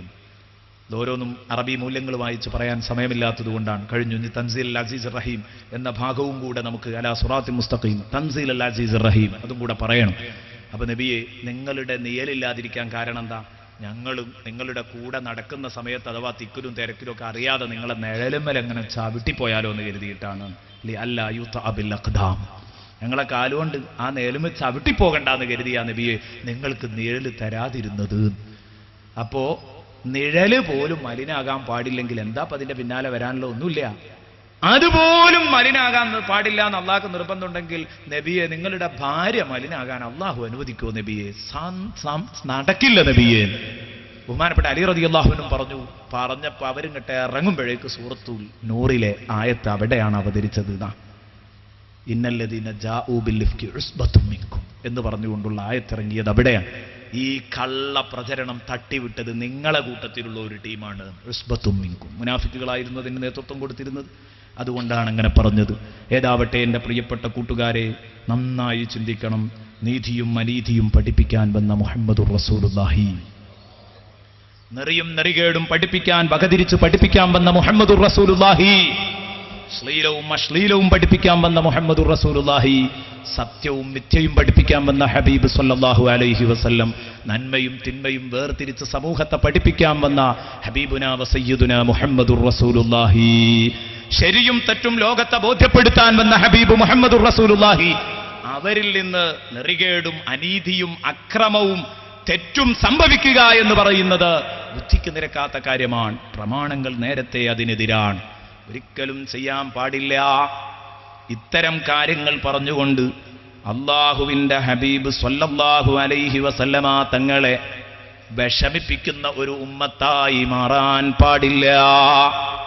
ഖുർആൻ പറയുന്നത് കേട്ടോ, റസൂലുള്ളാഹിനെ വിഷമിപ്പിക്കുന്നവർക്കുള്ള കുറ്റം.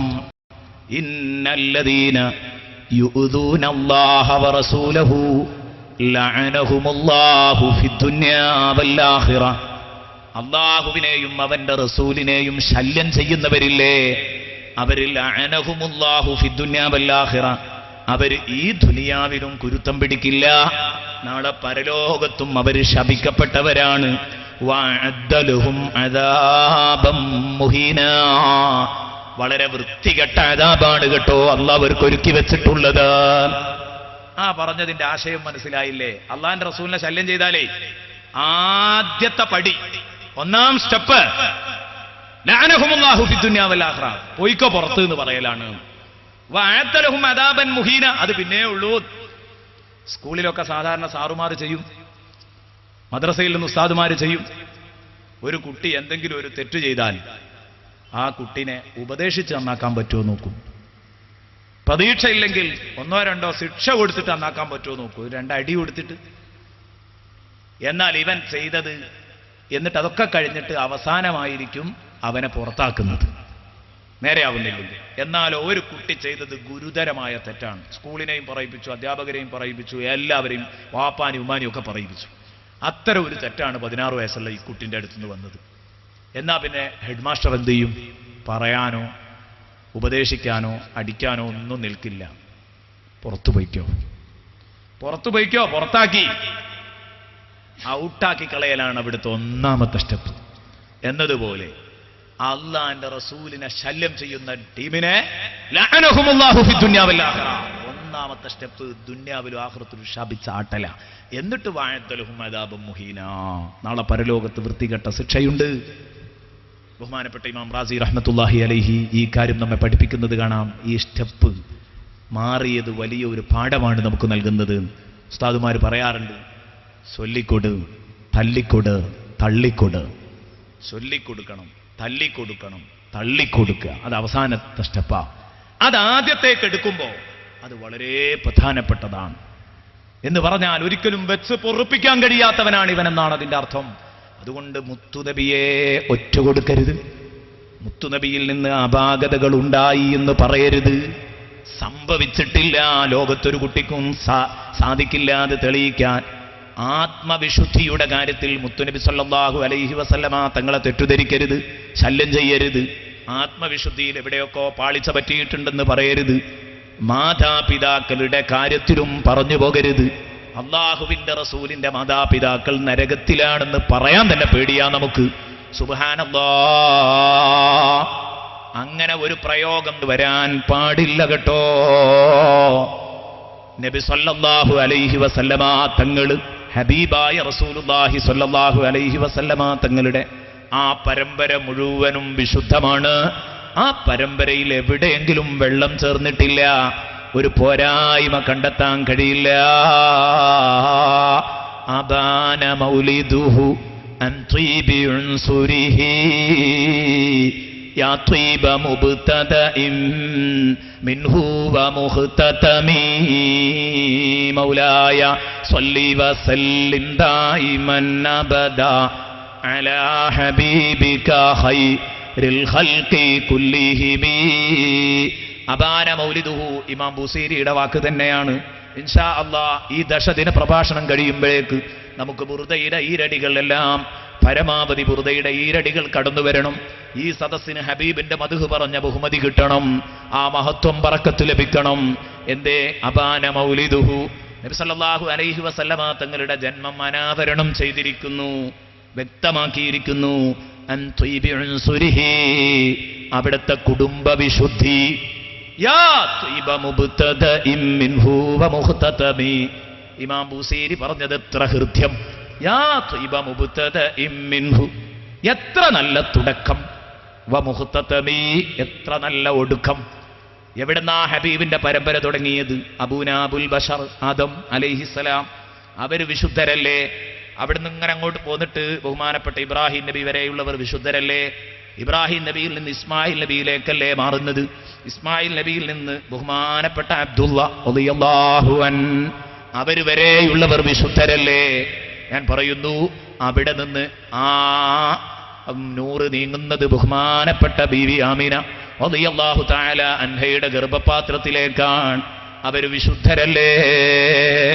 എല്ലാവരുമാണ്, ഒരൊറ്റ കുട്ടിയുമില്ല. അതുകൊണ്ടാ പറഞ്ഞത് യാ ത്വയ്ബ മുബ്തദഇൻ മിൻഹു വമുഖ്തതമി. പക്ഷേ അവസരോചിതമായി ഞാനൊരു കാര്യം ഉണർത്തുന്നു.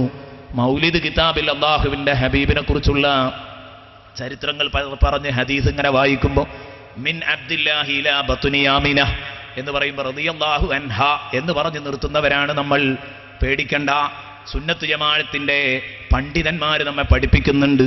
വംശവിശുദ്ധി, കുടുംബവിശുദ്ധി റസൂലുള്ളാഹ്ക്കുണ്ടെങ്കിൽ അത് പിതാവിനാ ഉണ്ടാവേണ്ടത്.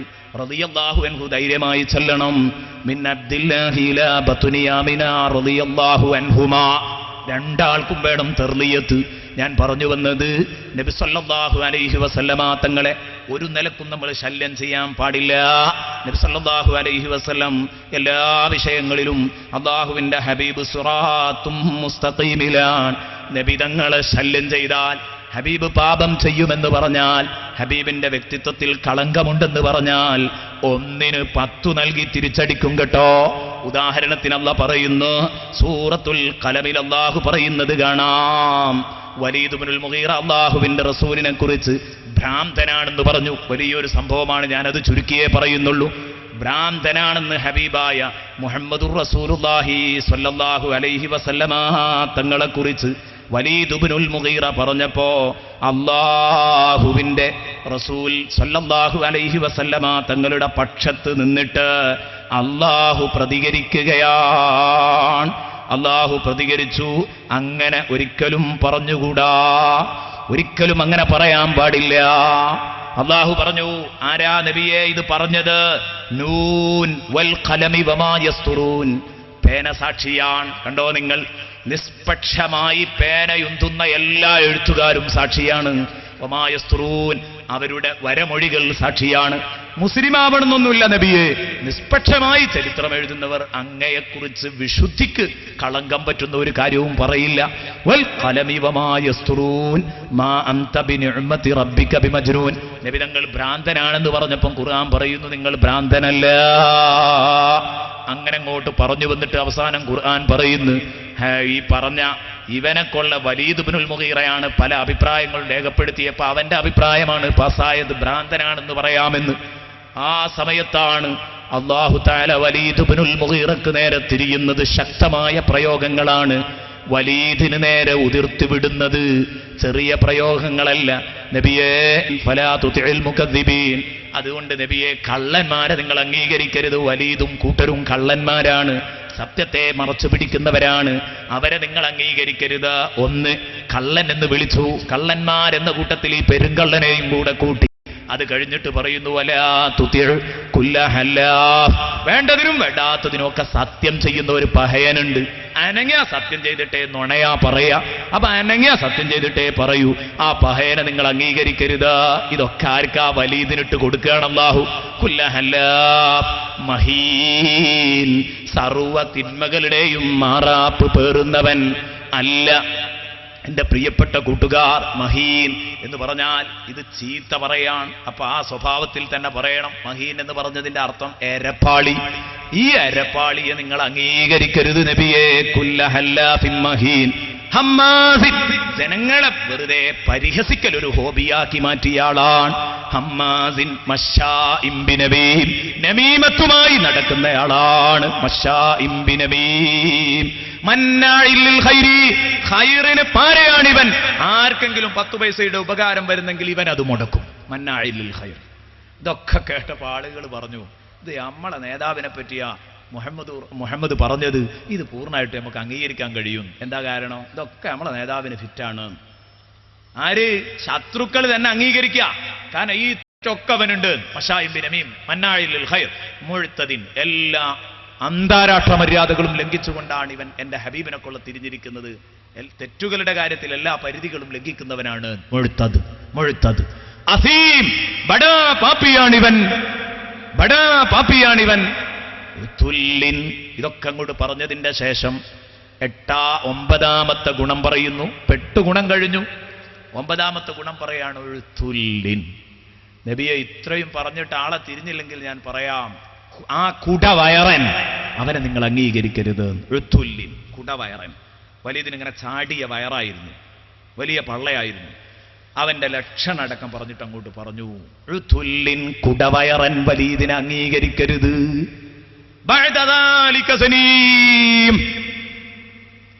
പോരാത്തതിന് കണ്ടോ, ആ പറഞ്ഞ പ്രയോഗം ഒന്ന് ശ്രദ്ധിച്ചു നോക്കൂ. ഒക്കെ ഇങ്ങനെ നമ്പറിട്ട് ഇങ്ങനെ എണ്ണി എണ്ണി എണ്ണി വരിക. അവസാനം പറഞ്ഞു ബാധതാലിക്കാം. ഈ പറഞ്ഞതിൻ്റെ ഒക്കെ പുറമേ എന്നാണ് അതിൻ്റെ അർത്ഥം. ഈ കുഴപ്പമൊക്കെ ഉണ്ട് അതിൻ്റെ പുറമേ ബാധതാലിക്ക. പോരാത്തിന് നമ്മൾ പറയല്ലോ, പോരാത്തിന് ഓൻ അങ്ങനെയും കൂടിയാണെന്ന് പറയല്ലോ. അതൊരു സ്വാഭാവിക പ്രയോഗമാണ്. നമ്മുടെ കുറേ തെറ്റുകുറ്റങ്ങളൊക്കെ പറഞ്ഞു പോരാത്തിന് മറ്റേതിൻ്റെ ആളുമാണ് അങ്ങനെ പറയും. അത് പെട്ടെന്ന് എന്ന് പറഞ്ഞാൽ ഏറ്റവും കൂടുതൽ ഡോസ് ഉള്ളത് അങ്ങോട്ട് കൊടുക്കുകയാണ് എന്നതുപോലെ. പോരാത്തതിന് അവനൊരു ജാരസന്തതിയാണ് നബിയേ. ഇതെല്ലാവരുടെയും കാതു തുറപ്പിച്ചു, കണ്ണു തുറപ്പിച്ചു. എന്തേ പറഞ്ഞത്? ഇതുവരെ ശത്രുക്കളുടെ പോലും കയ്യടി വാങ്ങി മുത്തു റസൂലുള്ളാഹി സ്വല്ലല്ലാഹു അലൈഹി വസല്ലം. അവിടെ എത്തിയപ്പോൾ ഇവർ റസൂലുള്ളാഹി സ്വല്ലല്ലാഹു അലൈഹി വസല്ലം തങ്ങൾക്കെതിരെ ഗോ ബാക്ക് വിളിക്കുന്നു. പറ്റില്ല, ഇനി നടക്കൂല. ഇതുവരെയുള്ളതൊക്കെ ഞങ്ങൾ അംഗീകരിച്ചു, ഒക്കെ വലീദിന് ചേരുമായിരുന്നു. ഇത് വലീദിന് ചേരൂല. എന്താ കാരണം? വലീദ് ഇബ്നുൽ മുഗീറ. ഞങ്ങളൊക്കെ പറയുന്ന മുഗീറത്തിന്റെ മകൻ വലീദ് എന്നാ. വലീദിന്റെ വാപ്പ മുഗീറത്താൻ ഞങ്ങൾക്കറിയാം. അങ്ങോട്ട് ജാരസന്തതിന്നോ വാപ്പല്ലാതെ ജനിച്ചവനാന്നോ പറയാൻ പറ്റൂല. ഖുർആൻ അത് കൊണ്ടുപോയി വെച്ചതോ ഏറ്റവും ഡോസ് കൂട്ടി അവസാനം നബി സല്ലല്ലാഹു അലൈഹി വസല്ലം ഉറച്ചവിടെ നിന്നു. കാരണം എന്താ? തൻസീലും മിൻ ഹകീമിൻ ഹമീദ്. നേരത്തെ പറഞ്ഞിട്ടേ ഉള്ളൂ, പേടിച്ചേണ്ടി ഒന്നുമില്ലല്ലോ. ആ അള്ളാഹ് പറഞ്ഞതാ പറയുന്നത് ധൈര്യമായിട്ട്. നിങ്ങളെ ആരോപണം ആണ് എന്ന് പറഞ്ഞ് നിന്നാ പോരാ, നേരിടാൻ തയ്യാറാവണം, കേസ് തെളിയിക്കാൻ തയ്യാറാവണം. കണ്ടില്ലേ നിങ്ങൾ, ഓരോ കേസുകൾ ഇങ്ങനെ വരുമ്പോൾ തെളിയിക്കാൻ അനുവദിക്കുന്നില്ല, തെളിവ് നഷ്ടപ്പെടുത്തുക. തെളിയിക്കാൻ അനുവദിക്കാൻ വേണ്ടത്. അപ്പോഴല്ലേ നിരപരാധിത്വം തെളിയിക്കാൻ കഴിയുക. കേസ് ചവിട്ടിപ്പൂത്തൽ നിരപരാധിത്വം തെളിയിക്കലല്ല. അപ്പൊ അതുകൊണ്ട് നബി സല്ലല്ലാഹു അലൈഹി വസല്ലം പറഞ്ഞു, ധൈര്യം ഉണ്ടെങ്കിൽ അന്വേഷണത്തിന് ഉത്തരവിട്. ധൈര്യമായിട്ട് അവിടെ നിന്നു. അങ്ങനെ സഭ പിരിഞ്ഞു. വലീദിനും സന്തോഷമായി. മുഹമ്മദ് ഇങ്ങനെ ഒരു വാക്ക് പറഞ്ഞതുകൊണ്ട് ഞാൻ തലനാരിഴക്ക് സലാമത്തായി എന്ന് പറയാം ജനങ്ങളിൽ നിന്ന്. ബാക്കിയുള്ളതൊക്കെ അങ്ങ് തള്ളിപ്പോയി ഇതിന്റെ കാരണം കൊണ്ട്. പിറ്റേന്ന് വലീദ് ഇങ്ങനെ അങ്ങാടിയിൽ ഇറങ്ങുമ്പോൾ ഒരു വിഭാഗം ഇങ്ങനെ നിന്നിട്ട് പറയാൻ, മുഹമ്മദ് ഒന്ന് ശ്രദ്ധിച്ചിരുന്നെങ്കിൽ ഇന്നലെ അവൻ വിജയിക്കാമായിരുന്നു. ആ അവസാനത്തെ വാക്കങ്ങ് ഒഴിവാക്കായിരുന്നു, ബാക്കിയുള്ളതൊക്കെ നമ്മൾ അടക്കം അംഗീകരിക്കുമായിരുന്നു. അപ്പോൾ വലീദിന് തോന്നി, സന്തോഷം തോന്നി. കുറച്ചും കൂടെ മുന്നോട്ട് നീങ്ങിയപ്പോൾ വേറെ ഒരു ടീം പറയുന്നു, 9 ശരിയല്ലേ? അതെ, ഒരു ടീം ഇങ്ങനെ അഭിപ്രായം പറയാം, 9 കാര്യവും ശരിയല്ലേ? ശരിയാണ്, ഒന്നല്ലേ നമുക്ക് സംശയമുള്ളൂ. എന്നാൽ 9 ശരിയെ ഒരു തെറ്റുകൊണ്ട് നമുക്ക് വെട്ടിക്കളയാൻ പറ്റുമോ? 9 ശരി കൊണ്ട് ഈ തെറ്റിനും കൂടെ അതിന്റെ സാധുതക്കും കൂടെ സാധ്യത കാണുകയല്ലേ നമ്മൾ വേണ്ടത്? അതും കൂടെ ശരിയാവാനുള്ള സാധ്യതയല്ലേ നമ്മൾ കാണേണ്ടത്? ഇത് വലീദിനെ ചൊടിപ്പിച്ചു. അമ്പട കള്ളന്മാരെ, എന്റെ കൂട്ടത്തിൽ ഇങ്ങനെയുമുണ്ടോ ഒരു ടീം? ഞമ്മന്റെ ആളുകളാണെന്ന് പറഞ്ഞ് ഇത്തരം അഭിപ്രായം പറയുന്ന. ഏതായാലും നിങ്ങൾക്കിത് പറയാൻ പ്രചോദനമായത് മുഹമ്മദിന്റെ വാക്കല്ലേ? ഇന്നലെ ഉരുവിട്ട മന്ത്രങ്ങളല്ലേ? തീരുമാനിച്ചു, ഇനി ഞാനോ മുഹമ്മദോ രണ്ടാലൊരാൾ മതി. അങ്ങനെയാണ് വലീദ് ഉമ്മാന്റെ അടുത്തേക്ക് പോയത്. വലീദ് ഉമ്മായുടെ അടുത്തേക്ക് പോകുന്നു. ഈ സംഭവങ്ങൾ തഫ്സീറുൽ കലാനിൽ വളരെ വ്യക്തമായിട്ട് എഴുതിയത് കാണാം. വലീദ് ഉമ്മയുടെ അടുത്ത് എന്നിട്ട് പറയുന്നു, ഉമ്മാ ഇതാ ഖദ് ഹജ്ജാനി മുഹമ്മദും ബി അശ്രി ഖിസാൽ. മുഹമ്മദ് എന്റെ പേരിൽ 10 കാര്യങ്ങൾ അടങ്ങുന്ന അശ്ലീല കവിത ചൊല്ലി. കവിത ചൊല്ലി എന്ന് പറഞ്ഞാൽ ഖുർആനിനെ പറ്റിയാണ് ആ പറഞ്ഞത്. ഖുർആന്റെ ഓത്ത് അങ്ങനെയാണല്ലോ, വായനയല്ലല്ലോ, എന്നാ പാട്ടുമല്ല. ആ രൂപത്തിലാണ്. രണ്ടിന്റെയും കൂടെ ഇടയിലുള്ള ഒരു രൂപമാണ് വിശുദ്ധ ഖുർആന്റെ പാരായണ ശൈലി. സാഹിത്യകാരന്മാരൊക്കെ, അറബി സാഹിത്യകാരന്മാരൊക്കെ കുടുങ്ങിയതാ. മറ്റുള്ള ഭാഷകളിലൊക്കെ ഗദ്യം ഒന്ന് വേറെ, പദ്യം ഒന്ന് വേറെ. അറബി ഭാഷയിൽ ഗദ്യം, പദ്യം, ഉസ്ലൂബ് ഖുർആനിയും മൂന്നാമത്തതായിട്ട് എണ്ണിയവർ ഖുർആനിക ശൈലിയും. അത് രണ്ടും ആണെന്ന് പറയാൻ പറ്റാത്തത് കൊണ്ട് കുടുങ്ങി, വലഞ്ഞുപോയി. അപ്പൊ ഏതാവട്ടെ, ഖദ് ഹജ്ജാനി മുഹമ്മദും ബി അശ്രി ഖിസാൽ. 10 കാര്യങ്ങളെ കൊണ്ട് മുഹമ്മദൻ ആക്ഷേപിച്ചിരിക്കുന്നു. എന്തൊക്കെയാ മോനെ അത്? അതിൽ ഉമ്മ എന്തായാലും അവസാനം പറഞ്ഞത് ഒരു നിലക്കും എനിക്ക് ചേരൂല. മാത്രമല്ല അതിന് കാരണം ഞാൻ മുഹമ്മദിനെ വധിക്കാൻ പോവുകയാണ്, ഉമ്മാന്റെ കുരുത്തം വാങ്ങാൻ വന്നതാണ്. ഒരു കത്തിയുണ്ട് കയ്യിൽ. ഉമ്മ ചോദിച്ചു, മോനെ ഈ എവിടുക്കാ പോകുന്നത്? മുഹമ്മദിനെ കൊല്ലാൻ. എന്തൊക്കെയാ കാര്യങ്ങളൊക്കെ ഒന്ന് പറഞ്ഞാ? എല്ലാ കാര്യങ്ങളും ഇങ്ങനെ പറഞ്ഞു കൊടുത്തു. ഫലാ തുതീൽ മുകദ്ദിബീൻ വലാ തുതീ കുല്ല ഹല്ലാഫിൻ മഹീൻ ഹമ്മാസിൻ മുകദ്ദിബീൻ, ഹല്ലാഫ്, മഹീൻ, ഹമ്മാസ്, മഷാഇൻ ബിനമീം, മന്നാഇൽ ലിൽ ഖൈർ, മുഅ്തദിൻ, അസീം, ഉത്തുല്ലി. ബഅദ ദാലിക സനീം. അത് പറഞ്ഞപ്പോ ഇതാണ് ഉമ്മ ഈ വിഷയത്തിൽ എനിക്ക് ഒരു സംശയമില്ലാത്ത. ബഅദ ദാലിക സനീം, ഞാൻ എന്തായാലും മുഗീറത്തിന്റെ മകനാണല്ലോ, അത് ഉമ്മാക്ക് ഉറപ്പാണല്ലോ, അതുകൊണ്ട് ഞാൻ പോവുകയാണ്. കൊന്ന് ഞാൻ തിരിച്ചിങ്ങ് വരും, മുഹമ്മദിനെ ഒരു കുരുത്തം തരണം. ഉമ്മ പറഞ്ഞു, മോനെ ഈ അങ്ങനെ പെട്ടെന്ന് അങ്ങ് പോകല്ലേ, ഈ 9 കാര്യത്തെക്കുറിച്ച് എൻ്റെ അഭിപ്രായം എന്താന്ന് വെച്ചുമ്മ. 9 എണ്ണം ഏറെക്കുറെ വെച്ച് ഉറപ്പിക്കുമ്മ, ഞാൻ ഏകദേശമൊക്കെ ചെയ്യുന്ന കാര്യങ്ങൾ തന്നെയാ, എൻ്റെ സ്വഭാവങ്ങൾ തന്നെയാണ്. എന്നാ മോനെ 10ാമത്തതിനെ കുറിച്ചും നമുക്കൊന്ന് ആലോചിച്ചൂടെ ഉമ്മ. ഇത് പറഞ്ഞപ്പോഴേക്ക് സുബ്ഹാനല്ലാഹ് വലീദിന് ഹാലിളകി. 10ാമത്തതിനെ കുറിച്ചൊരാലോചനയോ? ആരാ പറയുന്നത്? ഉമ്മ. നേരത്തെ റോട്ടിൽ നിന്നും പറഞ്ഞിരുന്നു, അത് ഞാൻ പറയാൻ വിട്ടുപോയതാണ്. അവരുടെ കൂട്ടത്തിൽ ഒരാൾ പറഞ്ഞു, അല്ലെങ്കിലും ഇതിന്റെ കഥ ഇപ്പം വലീദിന് ഉമ്മാക്കല്ലേ അറിയുള്ളൂ, നമ്മളൊക്കെ മുഗീറത്തിന്റെ കുട്ടിയാന്ന് പറയുന്നുണ്ട്, ഇതിൽ വല്ല കള്ളനും കയറിനോന്ന് ഉമ്മാക്കല്ലേ അറിയൂ. ഇത് ഉമ്മ അങ്ങോട്ട് പറയുമ്പോ ഉമ്മാനോട് പറയുന്നു, സദ്ദിഖീനി, ഉമ്മാ എന്നോട് സത്യം പറഞ്ഞോളണം, എന്നോട് സത്യം പറഞ്ഞോളണം, നിങ്ങളുടെ അടുത്താണ് കള്ളക്കളി എന്ന് എനിക്ക് ബോധ്യപ്പെട്ടിരിക്കുകയാണ്, അല്ലെങ്കിൽ ഈ കത്തി കൊണ്ട് ഞാൻ നിങ്ങളെ കുത്തി മലർത്തും. അപ്പൊ പറഞ്ഞു, മോനെ നീ റൈസാവരുത്, ചൂടാവല്ലേ മോനെ, നിൽക്കവിടെ, ഞാൻ പറയാം.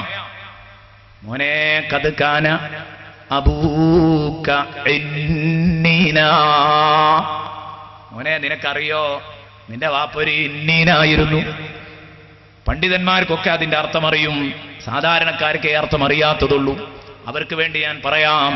ഖദ് കാന അബൂക ഇന്നീനാ, നിന്റെ വാപ്പ ലിംഗം കുടഞ്ഞവനായിരുന്നു, ലിംഗോദ്ധാരണ ഇല്ലാത്ത ആളായിരുന്നു. അതുകൊണ്ട് തന്നെ എന്റെ ലൈംഗികദാഹം തീർക്കപ്പെടാതെ പോകലാണ്. എന്നാൽ അത് ഞാൻ എന്റെ ലൈംഗികദാഹം ഞാൻ കടിച്ചമർത്തി ധനാഢ്യനായ നിന്റെ പിതാവിന് കീഴിൽ ഞാൻ സഹിച്ചു മോനെ. വലുതിന് നല്ല സ്വത്തുണ്ട്, തറവാടുണ്ട്, അങ്ങനെ കൂടാന്ന് കരുതി.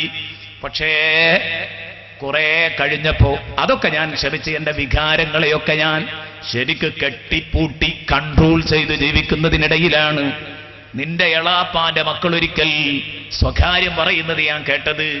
എളാപ്പാക്കും എളയമാക്കും ധാരാളം സ്വത്തു വകകളുണ്ട്. എന്നാൽ ഇവരൊന്നങ്ങോട്ട് മരിച്ചു കിട്ടിയാൽ മക്കളില്ലാത്തത് കൊണ്ട് അതൊക്കെ നമുക്ക് കൈകാര്യം ചെയ്യാലോ എന്ന ഒരു അഭിപ്രായം പറയുമ്പോ എനിക്ക് അവരോട് അസൂയ തോന്നി. ഇത് നടക്കൂലടോ.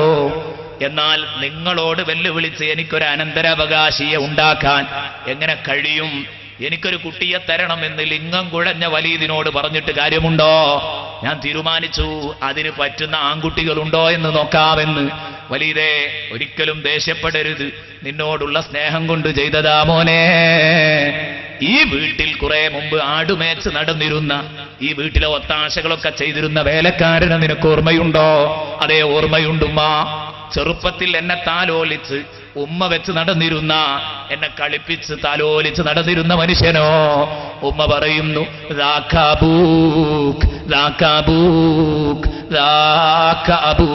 മോനെ നിന്റെ ഒറിജിനൽ പിതാവ് അതാണ് കേട്ടോ, മുഗീറത്തല്ല. മുഗീറത്ത് ഈ 10, 40, 50 വയസ്സ് പ്രായമായിട്ട് ഈ മുഗീറത്ത് സമൂഹത്തിന്റെ ലീഡർഷിപ്പ് ഏറ്റെടുത്തിട്ട് അതുവരെ അള്ളാഹ് ഈ പരമരഹസ്യം പൊളിച്ചിട്ടില്ല. പക്ഷേ അള്ളാന്റെ റസൂലിനെ ശല്യം ചെയ്തപ്പം ലഅനഹുമുല്ലാഹു ഫിദ്ദുന്യാ വൽ ആഖിറ, വിട്ടില്ല പഠിച്ചവൻ, ദുനിയാവിൽ തന്നെ മാനം കെടുത്തി. മുത്തുനബിയെ തൊട്ട് കളിച്ചപ്പോ സ്വഭാവം അങ്ങ് മാറി. ഇതാണ് ഈ സംഭവം. ഇങ്ങനെ വിശദീകരിച്ചിട്ട് ഈ ആയത്തുകൾ വിശദീകരിച്ചിട്ട് ഈ ആയത്തിന്റെ തഫ്സീർ പറഞ്ഞിട്ട് ബഹുമാനപ്പെട്ട ഇമാം നസഫി റഹ്മത്തുള്ളാഹി അലൈഹി പറയുന്നത് കാണാം. ലമ്മ ആബൽ വലീദുൻ നബിയ്യ സ്വല്ലല്ലാഹു അലൈഹി വസല്ലമ കാദിബൻ ബിസ്മിൻ വാഹിദിൻ വഹുവൽ മജ്നൂൻ. വലീദ് ഇബ്നുൽ മുഗീറ ലഅനത്തുള്ളാഹി അലൈഹി ഈ പഹയൻ പച്ചക്കള്ളം പറഞ്ഞ് നബിതങ്ങൾക്കെതിരെ ഒരാരോപണം ഉന്നയിച്ച് നബിതങ്ങളെ മാനം കെടുത്തിയപ്പോ, ആ പേരെന്താ? വഹുവൽ മജ്നൂൻ, ഭ്രാന്തൻ എന്ന് വിളിച്ച് നബിയെ മാനം കെടുത്തിയപ്പോ സമ്മാഹുല്ലാഹു ബിഅശ്റതി അസ്മാ, അല്ലാഹ് 10 പേര് കൊണ്ട് തിരിച്ചടിച്ചു, അവന് പേരിട്ടു. അള്ളാന്റെ റസൂലിനെതിരെ കളവായിട്ടൊരാരോപണം ഉന്നയിച്ചപ്പോ അള്ളാഹു അവനെ 10 കൊണ്ട് സാദിഖ, സത്യം പരമാർത്ഥമായിട്ട് അള്ളാഹു 10 അവന് ചേരുന്ന പേരങ്ങ് കൊടുത്തു. വജസാഉ സയ്യിഅത്തിൻ സയ്യിഅത്തും മിസ്ലുഹാ, ഒരു തിന്മയുടെ പ്രതിഫലം അതേ അളവിലുള്ള ഒരു തിന്മയാണ്. അപ്പോ ഒന്നിന് പകരം 10 അടിക്കാൻ പാടില്ല. പക്ഷേ മുത്തുനബിയെ ശല്യം ചെയ്യുന്നതിന് ഒന്നിനൊന്നല്ല, ചുരുങ്ങിയത് 1-ന് 10 കിട്ടുമെന്ന് ഇമാം നസഫി റളിയല്ലാഹു അൻഹു പറയുന്നു. എന്നിട്ട് ഇമാം നസഫി റളിയല്ലാഹു അൻഹു പറയുന്നു, ഫഇൻ കാന മിൻ അദ്ലിഹി തആല, അല്ലാഹുവിന്റെ നീതിയാണെങ്കിൽ മുത്തുനബിയെ ശല്യം ചെയ്തവനെ, മുത്തുനബിയെ ഉപദ്രവിച്ചവനെ 10 കാര്യങ്ങളെ കൊണ്ട് അവന് പ്രതിഫലം നൽകുക. 1-ന് 10 പ്രതിഫലം നൽകലാണ് അള്ളാന്റെ നീതിയെങ്കിൽ കാന മിൻ ഫദ്ലിഹി, അള്ളാഹുവിന്റെ ഉദാരമായ ആ അനുഗ്രഹമാണ്. കാന മിൻ ഫദ്ലിഹി അന്നമൻ സ്വല്ലാ അലൈഹി വാഹിദതൻ സ്വല്ലല്ലാഹു അലൈഹി ബിഹാ അശ്റാ. ഒരു തിന്മ കൊണ്ട് റസൂലുള്ളാഹിനെ ആക്ഷേപിക്കുമ്പോ 10 തിന്മ കൊണ്ട് അള്ളാഹു പ്രതികരിക്കുമെങ്കിൽ ഒരു സലാത്ത് ചൊല്ലി ആ 10 കൂലിയും അള്ളാഹു തആല കൊടുത്തോളും. അത് അള്ളാഹുവിന്റെ ഫദ്ലാണ്. മറ്റേത് അല്ലാഹുവിന്റെ നീതിയാണെങ്കിൽ ഇത് അല്ലാഹുവിന്റെ ഫദ്ലാ. ഞാൻ പറയുന്നു, ഇന്നല്ലാഹ വ മലായികതഹു യുസല്ലൂന അലൻ നബിയ്യ് യാ അയ്യുഹല്ലദീന ആമനൂ സല്ലു അലൈഹി വസല്ലിമു തസ്ലീമാ. സൂറത്തുൽ അഹ്സാബിലെ 56-ാമത്തെ ആയത്ത്. 57-ാമത്തെ ആയത്ത് എന്ന് പറഞ്ഞാൽ നബി സല്ലല്ലാഹു അലൈഹി വസല്ലം തങ്ങളെ മദ്ഹ് ചെയ്യണം എന്നാ 56-ാമത്തെ ആയത്തിൽ പറയുന്നത്. 57 ഇന്നല്ലദീന യൂദൂന അല്ലാഹ വ റസൂലഹു ലഅനഹുമുല്ലാഹു ഫിദ്ദുനിയാ വൽ ആഖിറ വഅദ്ദ ലഹും അദാബൻ മുഹീനാ. ഈ കാര്യം വളരെ ഗൗരവത്തിലെടുക്കണം. അറിഞ്ഞോ അറിയാതെയോ മുത്തുനബി സല്ലല്ലാഹു അലൈഹി വസല്ലമ തങ്ങളെ ഉപദ്രവിക്കാതിരിക്കുക. കാരണം അള്ളാഹുവിന്റെ റസൂൽ ഈ ഭൂലോകം കണ്ടിട്ടില്ലാത്ത നിസ്തുലനായ ഒരു വ്യക്തിത്വത്തിന്റെ ഉടമയാണ്. ഹബീബായ റസൂലുള്ളാഹി സ്വല്ലല്ലാഹു അലൈഹി വസല്ലമ തങ്ങള് തൻസീലൽ അസീസിർ റഹീം, തൻസീലൽ അസീസിർ റഹീം. കഴിഞ്ഞു. ഇന്ന് 10 മണിയായതിൽ നിങ്ങളൊക്കെ ക്ഷമിക്കണം. നാളെ ഇതുപോലെ ആകൂല.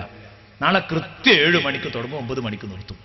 ഇൻഷാ അല്ലാഹ് ഇതുപോലെ ധാരാളം വിഷയങ്ങൾ നമുക്ക് പറയാനുണ്ട്. ഭംഗിയായി പറയാനും അവതരിപ്പിക്കാനും കേൾക്കാനും അതിലുപരി ഒരു മനംമാറ്റം വരാനും അല്ലാഹു റബ്ബുൽ ഇസ്സത്ത് നമ്മെ തുണക്കട്ടെ. ആമീൻ എന്ന് നമുക്ക് ദുആ ചെയ്യാം. തൻസീലൽ അസീസിർ റഹീം. ഈ ഗ്രന്ഥം ആരുടെ അവതരണമാണ്? ഞാൻ അത് പറയാണ്. ഖുർആൻ സാക്ഷി, നിങ്ങൾ പ്രവാചകരാണ്. പ്രവാചകരായതുകൊണ്ട് അലാ സിറാത്തിൽ മുസ്തഖീം നിങ്ങൾക്ക് പിഴക്കൂല. നിങ്ങൾ നേരെ ചൊവ്വയായിരിക്കും ജീവിതം. എന്നിട്ട് ഖുർആൻ എവിടെന്ന് ആരാ ഖുർആൻ അവതരിപ്പിച്ചത്? ഈ ഖുർആൻ അവഗണിക്കാൻ പറ്റുമോ അല്ലേ? ഒറ്റ വാക്ക്, അതിന് 2 മിനിറ്റ് കൊണ്ട് അതിന്റെ വ്യാഖ്യാനം ഞാൻ പറഞ്ഞു തീർക്കും. തൻസീലൽ അസീസിർ റഹീം, അജയ്യനായ റബ്ബിന്റെ അവതരണമാണ്. അർ-റഹീം, കരുണക്കടലായ തമ്പുരാന്റെ അവതരണമാണ്. ഖുർആനെ നിങ്ങൾ അവഗണിക്കണ്ട. ഖുർആനിനെ അവഗണിച്ചാൽ അത് അപകടം ചെയ്യും. ഖുർആനിനെ അവഗണിച്ചാൽ അപകടം ചെയ്യും.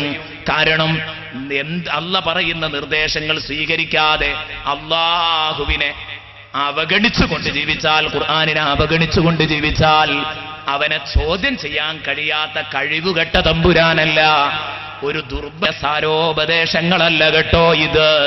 അങ്ങനെ നിങ്ങൾ ഇതിനെ കേൾക്കണ്ട. മറിച്ച് അജയ്യനായ സ്രഷ്ടാവിന്റെ അരുളപ്പാടുകളാണിത്. അതുകൊണ്ട് തന്നെ ഇത് അംഗീകരിച്ചോ, ഇത് കേട്ടോ. അവൻ നിനക്കെതിരിൽ നിയമം കയ്യിലെടുത്താൽ ഒരാൾക്കും അതിനെ തടയാൻ സാധ്യമല്ല, കുതറി രക്ഷപ്പെടാനും ആകില്ല. ഇതാണ് അൽ അസീസ്. അല്ലാഹ് അജയ്യനാൻ, അംഗീകരിച്ചേ പറ്റൂ എന്ന ശബ്ദമാണത്. അർ-റഹീം എന്നാ മാനുഷിക ചാബല്യങ്ങൾക്ക് അടിമപ്പെട്ട് എന്തോ ഒരു തെറ്റ് പറ്റിപ്പോയാൽ ഇനി ഒരിക്കലും സലാമത്തില്ല. ഇനി ദുനിയാവെങ്കിലും സ്വർഗാക്കാന്ന് വിചാരിച്ച് കൂത്താടാൻ പറ്റുമോ? ഇല്ല. അർ-റഹീം, എന്ത് പാപങ്ങൾ വന്നുപോയാലും മോനെ കണ്ണ് കലക്കി എന്ന് പറഞ്ഞാൽ വിശാലമായി പുറത്തു തരുന്നവനാണ് അല്ലാഹു. അസീസും റഹീമും രണ്ടും ഓപ്പോസിറ്റ് ഗുണങ്ങളാണ്. ഒന്ന് അസീസ് എന്ന് പറയുമ്പോൾ കുറച്ച് ഗൗരവമാണ്, അജയ്യനാണ്, ശക്തനാണ്, പ്രതാപിയാണ്. അർ-റഹീം കരുണക്കടലാണ്, സ്നേഹമുള്ളവനാണ്, അലിവുള്ളവനാണ് എന്ന് പറയുമ്പോ റസൂലുള്ള പഠിപ്പിച്ച ആ ലെവലിൽ ഇങ്ങനെ നിൽക്കും. 50-50 ബൈനൽ ഖൗഫി വർ-റജാ.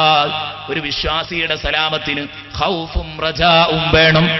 ആശങ്കയുടെയും പ്രതീക്ഷയുടെയും നടുക്കാണ് ഒരു വിശ്വാസി ഉണ്ടാവേണ്ടത്. നല്ല പേടി വേണം, രക്ഷപ്പെടൂലേ, രക്ഷപ്പെടുന്നുള്ള നല്ല പ്രതീക്ഷയും വേണം. അത് രണ്ടും വരുത്താനാണ് അൽ അസീസിർ റഹീം എന്ന ശബ്ദം കൊണ്ട് വിശുദ്ധ ഖുർആൻ അതിലെ സൂറത്തു യാസീനിന്റെ 5-ാം വചനം അല്ലാഹു അവസാനിപ്പിക്കുന്നത്. ഇനി ഇൻഷാ അല്ലാഹ് എന്തിനു ഗ്രന്ഥം നൽകി? ഇന്ന് സംസാരിച്ചത് ഖുർആൻ സാക്ഷി. നാളെ സംസാരിക്കാൻ പോകുന്നത് ചങ്ങലകളിൽ ബന്ധിക്കപ്പെട്ടവർ എന്ന വിഷയമാണ് നാളെ സംസാരിക്കുന്നത്. ലിതുൻദിറ ഖൗമൻ മാ ഉൻദിറ ആബാഉഹും എന്ന ഭാഗം മുതൽ ഇൻഷാ അല്ലാഹ് നാളെ അവതരിപ്പിക്കും. എല്ലാവരും നേരത്തെ എത്തണം എന്ന് പ്രത്യേകം ഉണർത്തുന്നു. സ്വല്ലല്ലാഹു അലാ മുഹമ്മദ് സ്വല്ലല്ലാഹു അലൈഹി വസല്ലം സ്വല്ലല്ലാഹു